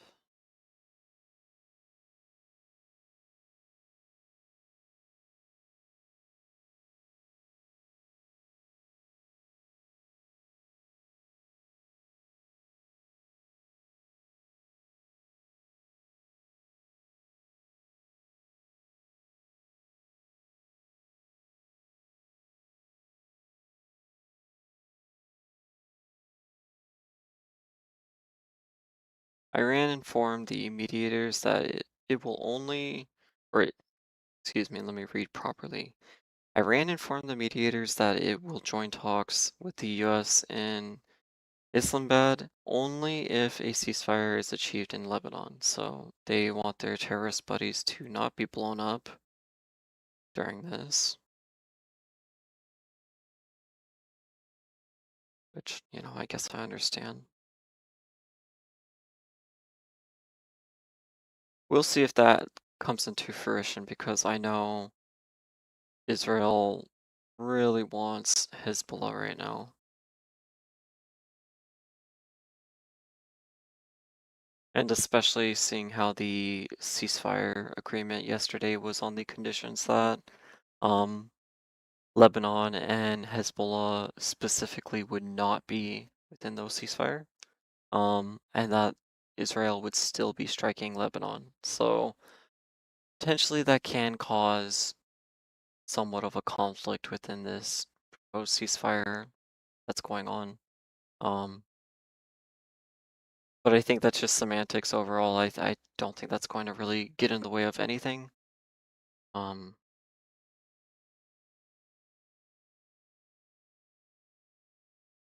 so yeah,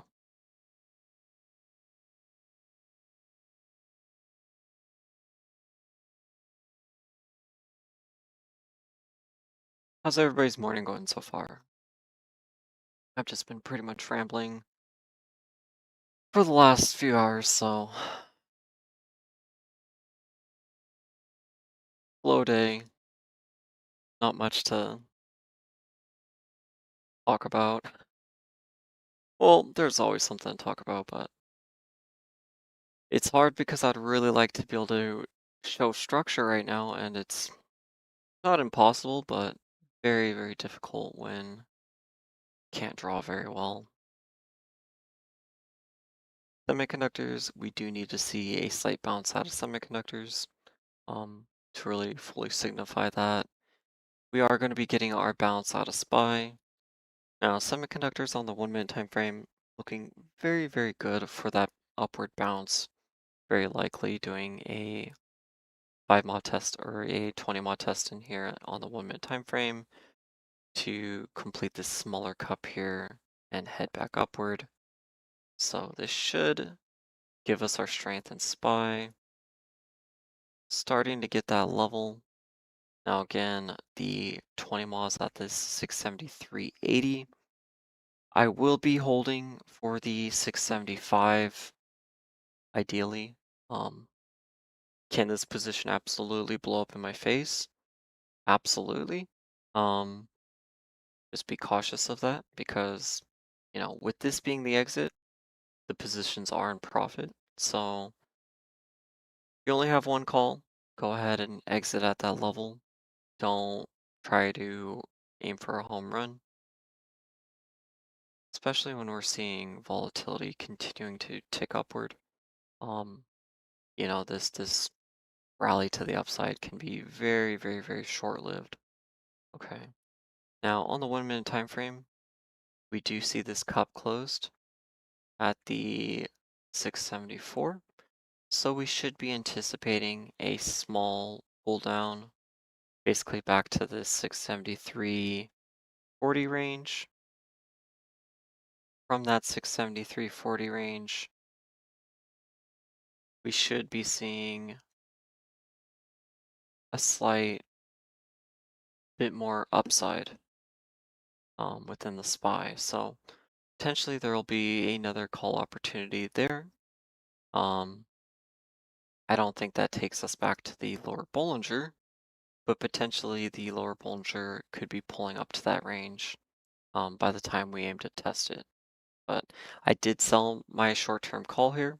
I did say I was looking for the 675, but after I did see this smaller cup close, that gave me all the structure I really needed to tell me that we are going to be seeing slightly more downside here because now this cup has to build a handle if we're going to continue heading upward. So that now that's what I am looking for is for this micro cup to build a micro handle. Micro handle going to be at that lower 673 range. So when we get there, I'll just take another call, catch the breakout up to that 675, and then from there, load a put. So that's the plan. Still on track. And that is what we will be looking for. So profited off my calls there. Not a huge profit, but it was decent enough that it's worth it. And now we wait. So very likely we will be seeing the 5-minute lower Bollinger pulling upward. As we do see some consolidation in this range, very likely build a small micro handle to the downside. From that micro handle, we will be aiming to take calls into the upside. Those calls to the upside should take us around this 675 range. So that's what I'm looking for currently. Now, potentially, they can just run these current calls up to that range, which, if that's the case, that's fine. I won't care. If they do that, then we just won't be able to take the second call. We'll just have to take the put once we get up there. So,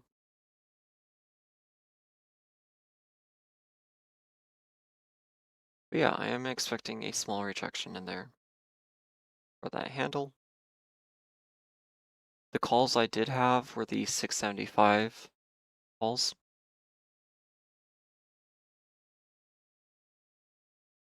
Once we get our pull down here on this micro cup, to form that handle that I talked about, I will once again be taking the 675 calls, um, to really try to reclaim this liquidity zone. Now again, they might be trying to just push it without forming a handle on this cup. If that's the case, that's fine. Um, Not really worried about losing that little bit of weight on those calls.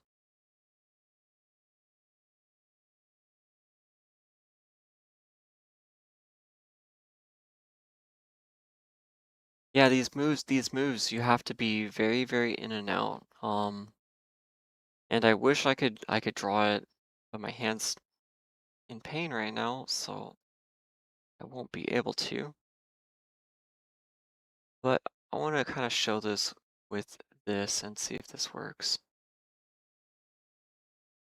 So with a trend channel, and I know this isn't setting it exactly properly, but this is kind of showing you um, that the move already happened.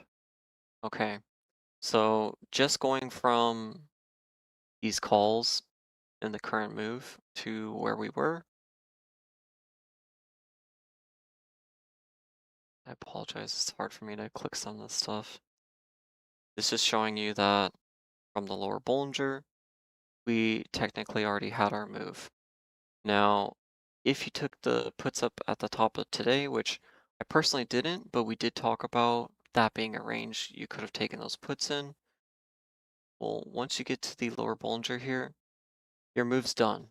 Okay, the move's pretty much done there. The reason why is because once you get to this chop,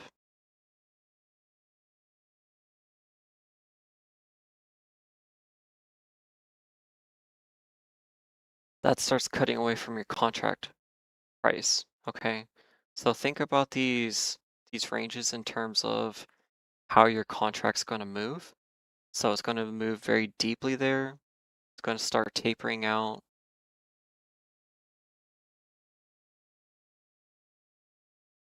move deeply in there, but now selling side is done. Okay, the selling side is completely tapered off currently. Um, the next side of the selling we're trying to catch is from there to there. Well, it won't show me because of the actual price action, but you can kind of see these moves are very, very momentary. Um, you should not be in these positions very long at all. Even if you see larger structure within the day, um, these zero DTs, you need to be in and out. Um, it's kind of like when we were up here. If you took the puts down that 674 range, that would have been your exit on those puts. Because this is telling you that that's when you start entering calls. That's telling you that there's already going to be some reprieve from the selling, even if we are going to be selling further downward. Um, So there's going to be chop in there. So you really have to take these levels very, very quickly if they're within the 0 DTE, kind of like within our call range right here. We already took our exit, and now we're seeing it taper out. Okay. Is there potentially more upside in the calls? Yeah, absolutely. But we don't want to be playing into the taper. We don't want to be playing into the chop. Um, let this move chop out. We'll set up in the next one.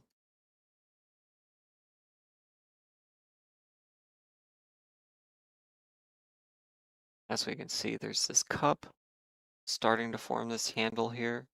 Now, this handle would have been a really quality entry into another call to the upside just based off of the structure, but it doesn't hit really any of my entries into the calls. So I'm not looking for that call just yet unless we pull down.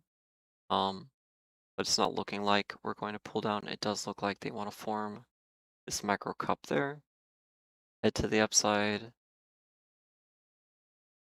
So with that said, I am looking for the put.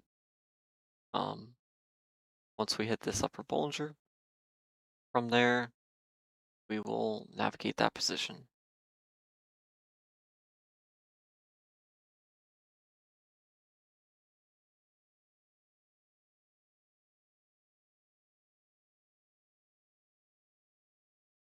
For my positions when there's 0 DTE, I don't put a timer against them or anything, but if I could be in those positions for less than 5 or 10 minutes, that'd be ideal. Um, I've had positions that have literally lasted only like 30, 40 seconds before. Um, sometimes the move happens that quickly and you already cut out. Um, once you hit your level, there's no need to be in the contract anymore. It's like for this level right here on this call. All we were trying to do on this call was originally take the 5 minute middle Bollinger. Well, that's what we did. We got our 5 minute middle Bollinger. We completed a cup above that. And from this range, can there be more room on that call? Sure, absolutely. But I don't want to trade into that chop. Structurally, we see that we completed a cup. We were looking for a handle to the downside. That potentially could have pulled us all the way back down to the 673, 672 range. So don't squander your profits when you have the opportunity to take profit on it. Because again, we could be the best traders in the world, and we really never know what's going to happen 5 minutes from now. Um, we only have the tools we have in front of us and our best knowledge available. Um, from our best knowledge available, we saw that volatility was picking up. We saw that we were already starting to struggle to even close this cup to begin with. And with this cup closed, we were expecting some downside. Now, the downside was very small. It was just this tiny little handle in there.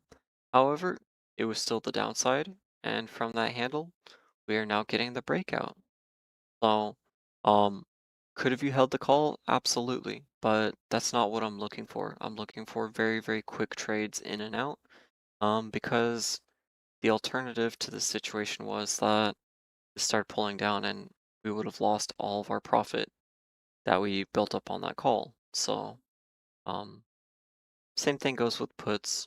If you're doing 0 DT puts, we might see a massive range to the downside, but by the time you get there, they might chop that contract up, to a fraction of what it would have been worth if you just sold it at that original sell point. So always be in and out of your 0 DTs. Um, never just hold for glory. It's not worth doing. It's only worth doing if you have runner contracts, meaning additional contracts. So, for example, when we took the calls down here, I took 4 calls, um, but I went ahead and just closed them all. If I followed my usual rules, I would have had one open still, and I would have been claiming this upside to the 675, but it's okay. Um, allow runners to do that. Don't allow your primary positions to do that because that's how you lose money. No, we exited those this morning. We are waiting on additional puts, um, just in case we pull up into this upper Bollinger over the next few sessions. That's when we're going to be looking for those dated puts. But we did exit all of the TQQQ puts this morning. We are still holding our 46 strike TQQQ calls. We will be holding those for this upper Bollinger push, because on TQQQ, that can give us, roughly that $50 to $51 range. Um, so that's going to be pulling our already in the money calls super, super in the money. So, um, those were the hedge positions to those puts, and I really hope you all were able to take those because those absolutely saved my butt on those positions, and it's a big reason why we do hedge.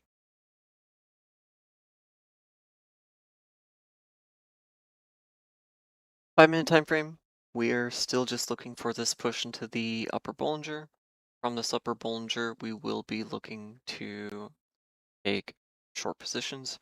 Now again, the short positions I'm wanting to take for this are not just 0 DTEs, but I also want the 75, or excuse me, the 47.5 uh puts for this Friday for TQQQ.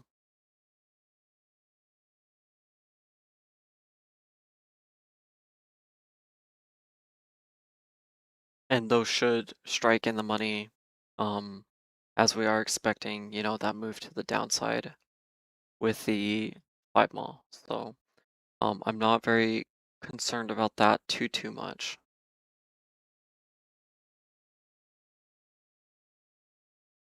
I would not really try to aim for a much lower strike than the um 47.5. Um, this isn't that type of move. So this isn't like we're trying to get 2 weeks out. Um, this is purely shorting for the 5 mall. So, um, again, just be very, very cautious with the position you take. Um, it's very likely only going to be a 1 or 2 day hold at the maximum.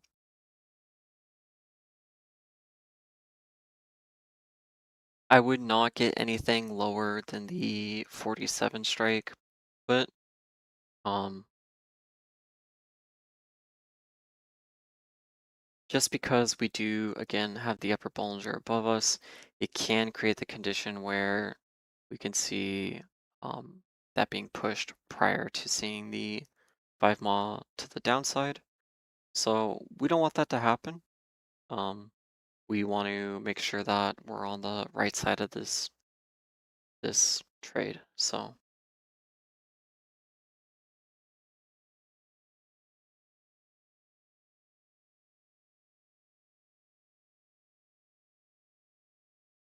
okay, now I'm going to start setting a. Hold on, my cat's knocking my hand. I'm trying to set a limit order on some of these TQQQ puts. Okay.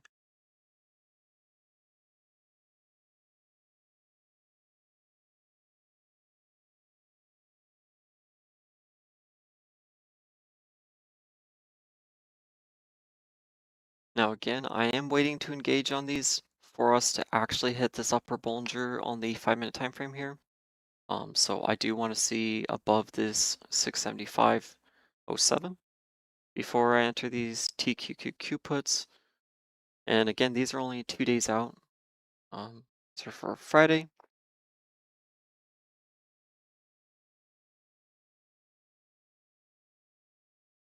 Okay, so I'm going to go ahead and put a limit order,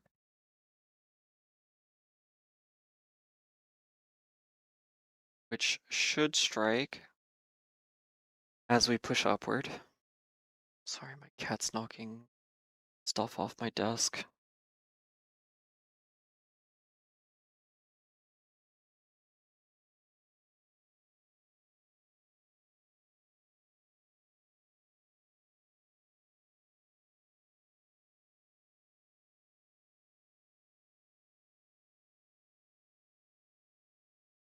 Now I am trying to get these puts for 75 per. So that's what I have my limit order set at, but I might have to slightly increase the price here. We will see if those get.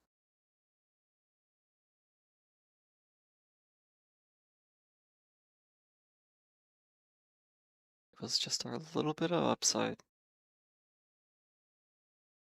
We only need like 15 cents upside here, or we can really enter. Okay, so I have my put order at the 675. Again, I'm really waiting for this upper Bollinger to be pushed here. I will move the order up to the 677. Um, if we push the upper Bollinger and I don't see the contracts move to that 0.75. Come on, any second now. Okay, and I'm gonna go ahead and just buy it.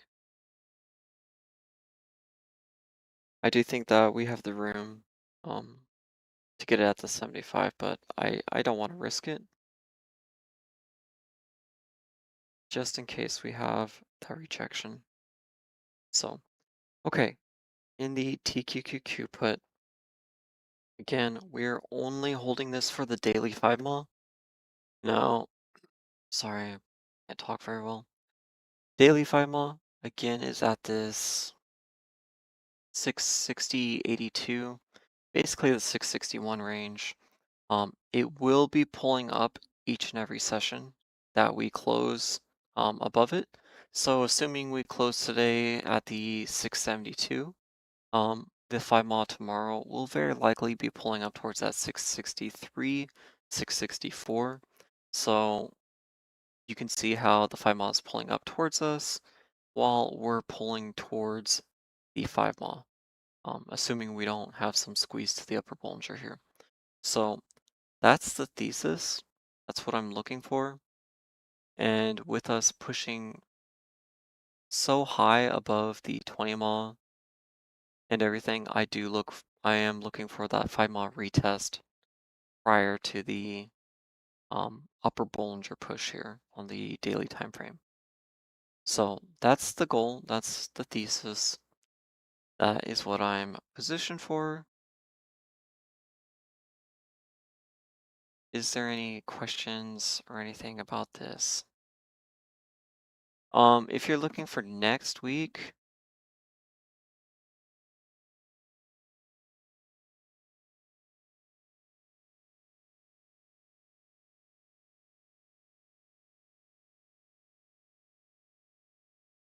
okay, so we're looking for the 2-day out contracts on the TQQQ. If you want to do this with SPY, you can take a 0 DTE here because we are on the upper Bollinger on the 5-minute time frame. It is the position to, take those puts into the 0 DTE. However, I am looking for this to only be a very short duration, short term, short. So, I'm only expecting this to last maybe today, maybe Friday. That's why I'm getting the TQQQ position rather than the 0 DTE puts. Um, if you're going to go out for next week, the 70 or the 47 put is fine. Um, I would really try not to go any lower than that. Because the potential here is that with where the market's pushed right now, we're very likely going to see a 5 mile retest into the upper Bollinger push. Um, even though I am still in a bearish posture for the market overall, um, that's what I'm expecting. So I don't really see a whole lot of room underneath that. Now for TQQQ, that 5 mile push could be around the 46 strike, but this can consolidate over a few sessions. Um, I really just don't want to risk any of that profit being out of the money. Um, Especially with how tight of a move we're trying to claim here.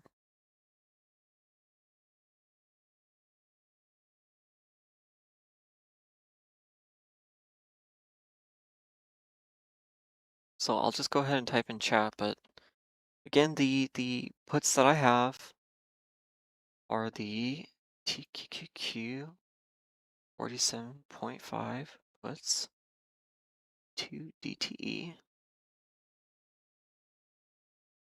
to claim SPY daily 5 mile. I would stick with the 47. Um, Even going out next week, just because you have the duration out to next week, you might have to close it this week, depending if we do get that 5 mile retest to the upside. So just really play it around, the basis of closing it around that 5 mile range. Even if we are to get some more downside, then you're only going to profit from that. But definitely take that 47 strike. I would not take lower than that. I think it's a huge risk if you do so.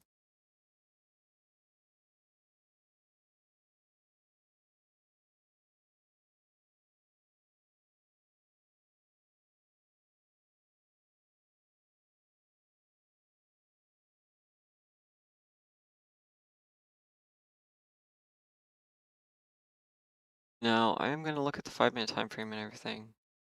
And I know I said like an hour ago I was only going to stream like 15 more minutes. But with that said, is there any final questions, anyone, while I'm still here? Now that we do have our put positions set up for the next few days, we should be really good to go. We're set up in our drip calls for a few months out. Again, the drip calls are to target a short within oil, and we have the 5 calls on that.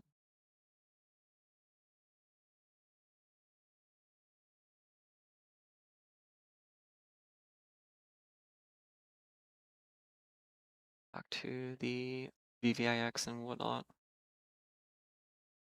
Our volatility pulled up towards a 717, slightly higher than that. It was 717.68, and now we're back at the 616.45. Again, volatility is still super, super elevated. Every single penny of upside means that the dealers are having to hedge their positions to the downside. So just be very cautious of that. But we are expecting jump a increase within the VVIX here, as we are looking for a short-term reprieve from this range. Now, again, this upper Bollinger was at the 675.07, so pushing above this slightly is not unreasonable. We were targeting this entire range here, which potentially goes all the way up towards that 676 as well. Sorry, that's supposed to be a circle. Um, so just really allow this to build within this range here. I would not be exiting the TQQQ puts, even if we push up towards that 676 today. The only reason I would close the TQQQ puts is if we entirely close this cup towards the 677 today. Um, that would really allude to um, the market trying to aim for the upper Bollinger over the next few sessions rather than trying to have a 5 mile retest. However, based on everything we're seeing today, um, a 5 mile retest looks very much so within the cards. So that is sort of my full expectation. 30-minute time frame is telling us that we can head up to the basically that 676 range. Um, From that 676 range, I would be expecting a rejection back down towards the low of the day. So potentially 30-minute time frame telling us that we can head up to that 676.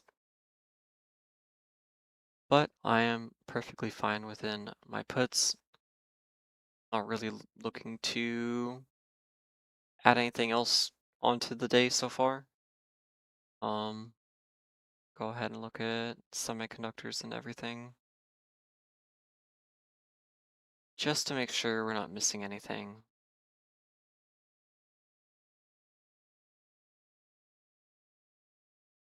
Yeah, even on semiconductors here, I am still anticipating a rejection.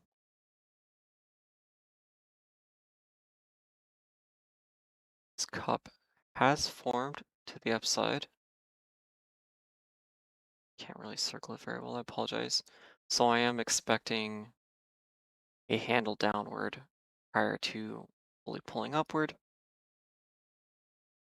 So I will be looking for that out of semiconductors. Now potentially semiconductors can pull this um, cup all the way back up to the or the 369.91, basically that 370 range. Um, if you see that start squeezing up there, then potentially that could be a cup to look for, and also a rejection range to look for because again, once we complete the top of the cup, expect bearish structure and reject downward.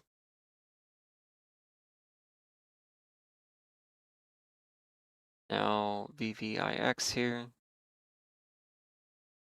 still pulling downward slightly, but again, still very, very, very elevated today.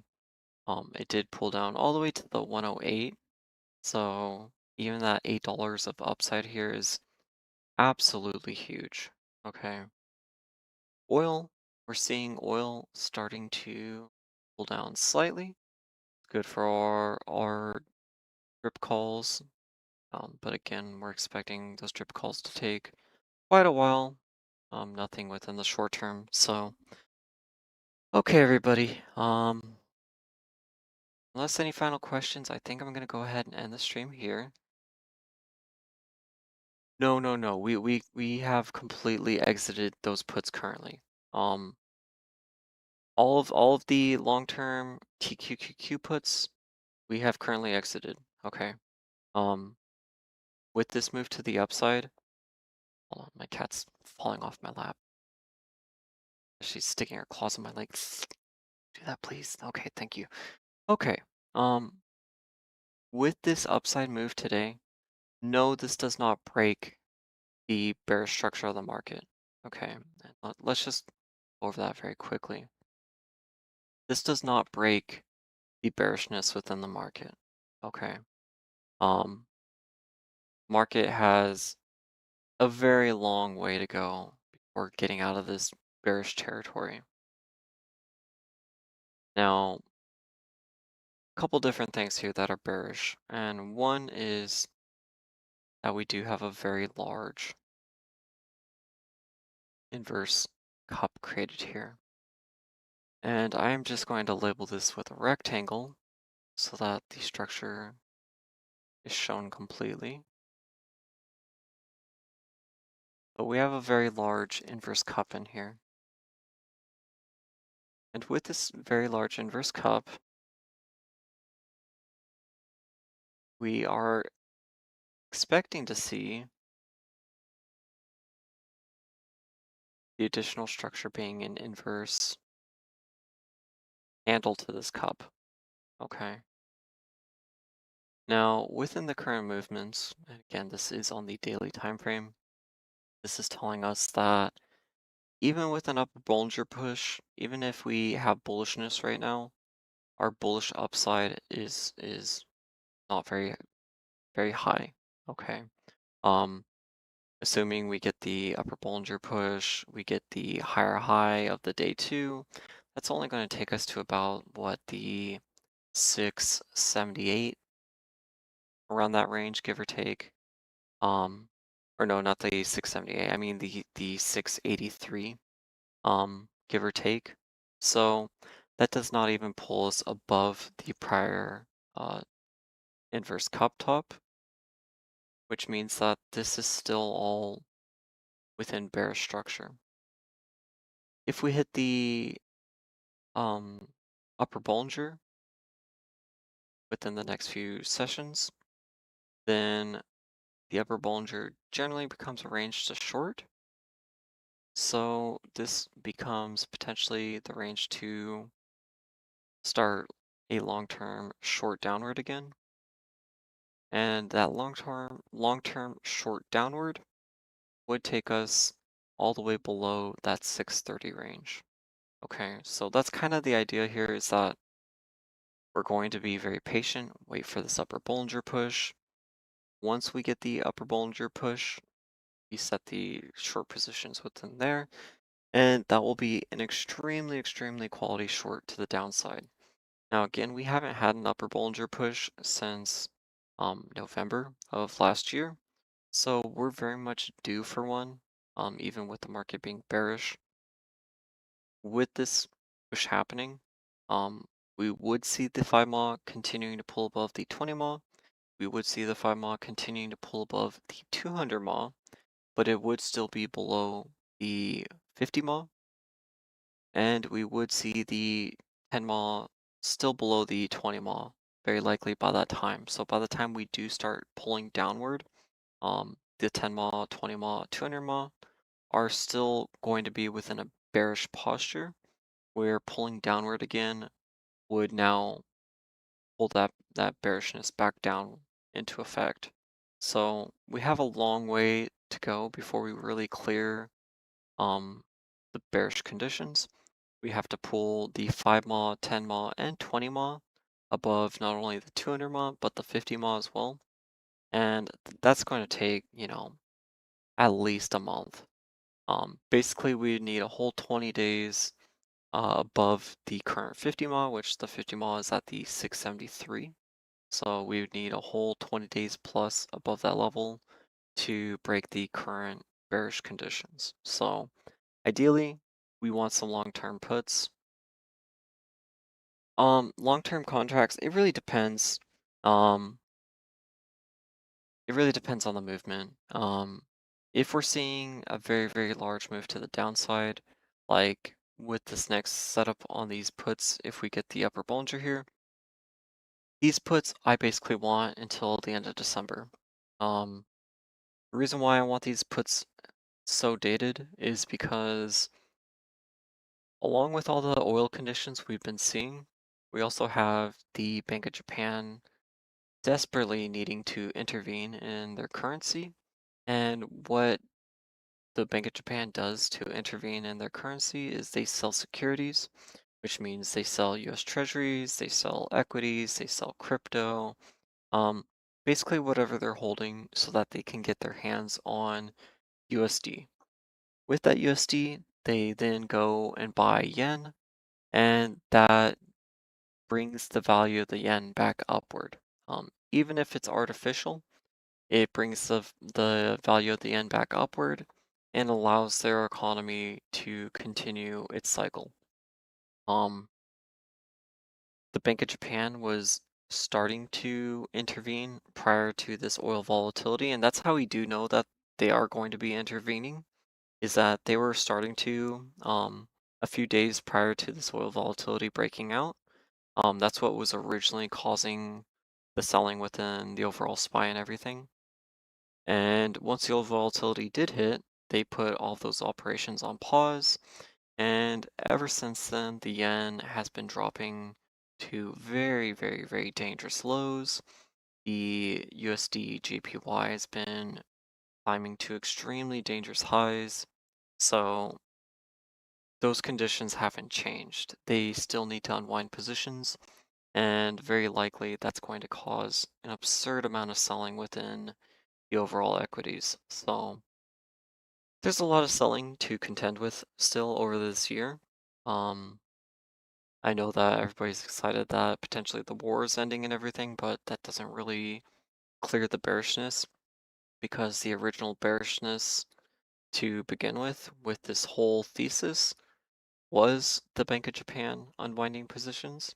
It didn't even include the oil volatility or the war.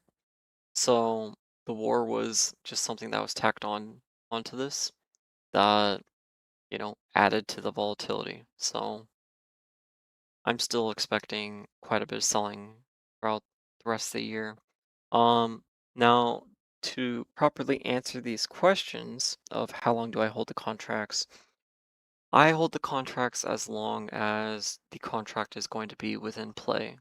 So, for example, those TQQQ 40 puts for April 17th, we closed we closed those this morning because for us to get that move to the downside in TQQQ, we would have to sell off what I think roughly $40 in SPY um in the next week and a half. Can that happen? Yeah, absolutely. But the likelihood is not very likely. So that contract's kind of not within reason anymore. It's not within the play anymore. So for me, it's kind of a no-brainer. Cut those contracts, and I'll set up for positions that are in play. For example, these TQQQ puts that we set up for this week, I very much see those within play. So I will hold those unless I see them not being in play anymore. Um, and I know that doesn't make a whole lot of sense because I know people are really looking for an answer in terms of a price level or a specific target. Um, but the market narrative changes very, very quickly. Um, a great position is yesterday could be a horrible position today.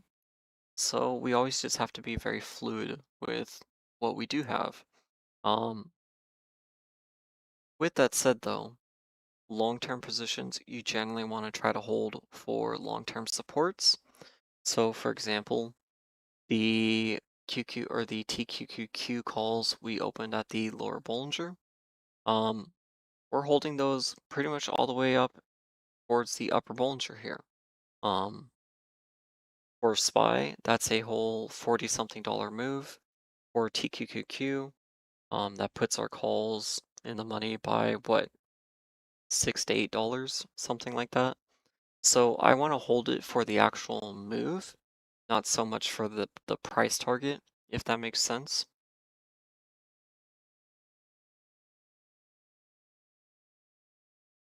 And that kind of correlates a lot back to what I was explaining to Tinted earlier about the day trading too, is that contracts have a very, very limited cycle to them. And, unfortunately, we don't know that time limit within those contracts. It could be a few minutes, it could be days, it could be months. Um, we really don't know. What we do know is that the true in the true cost of a contract is 50 cents. Okay.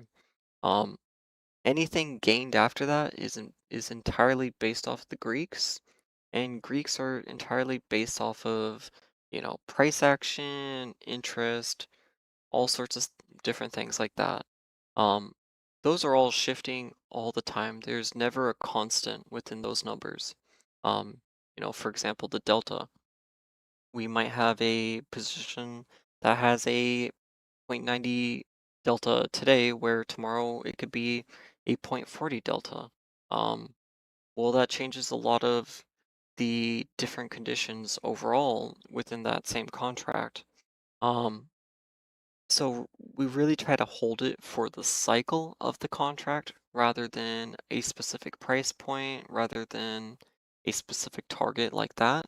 Um, as long as that flow within that contract is still reasonable and still there, we want to be holding it. That'll make more sense when I go over a class with structures. Um, I know it may not make the most sense in the grand scheme right in this moment, but once we actually do cover structures, it will make a lot more sense. Okay, everybody. I'm gonna go ahead and end the stream here for today. Hopefully everybody was able to get a couple nice trades out the day. Um, Hopefully we're all set up for the next, a few sessions. Now, I will not be streaming tomorrow morning as tomorrow is Thursday. Now, for Friday stream, I should be streaming that morning. But again, due to with my hand, it does require me to have my wife's help to help me get set up in the morning. So it depends on when she's going to work that day. Um, if she's going to work super early, then I guess I'll just set up super early. And we'll just stream earlier. But I do need the help to set the stream up. So um yeah. Aside from that, I should be streaming. Um, but yeah. If I don't stream for some reason, then it's because I was physically just unable to get set up. Now I will be around today, in chat or in Discord chat, but I do have a couple appointments, so just make sure you ping me, if you have any questions in chat that you want me to specifically see. Um, because if I don't see the ping, I usually will not see the chat. Because again, it's been very hard for me to chat within the Discord and stuff lately, with me being sick. I've been dealing with massive fatigue for months and months and months prior to this whole hand thing.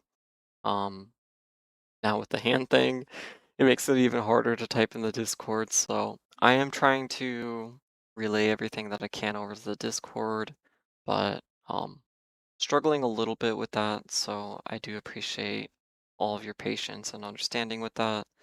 Um,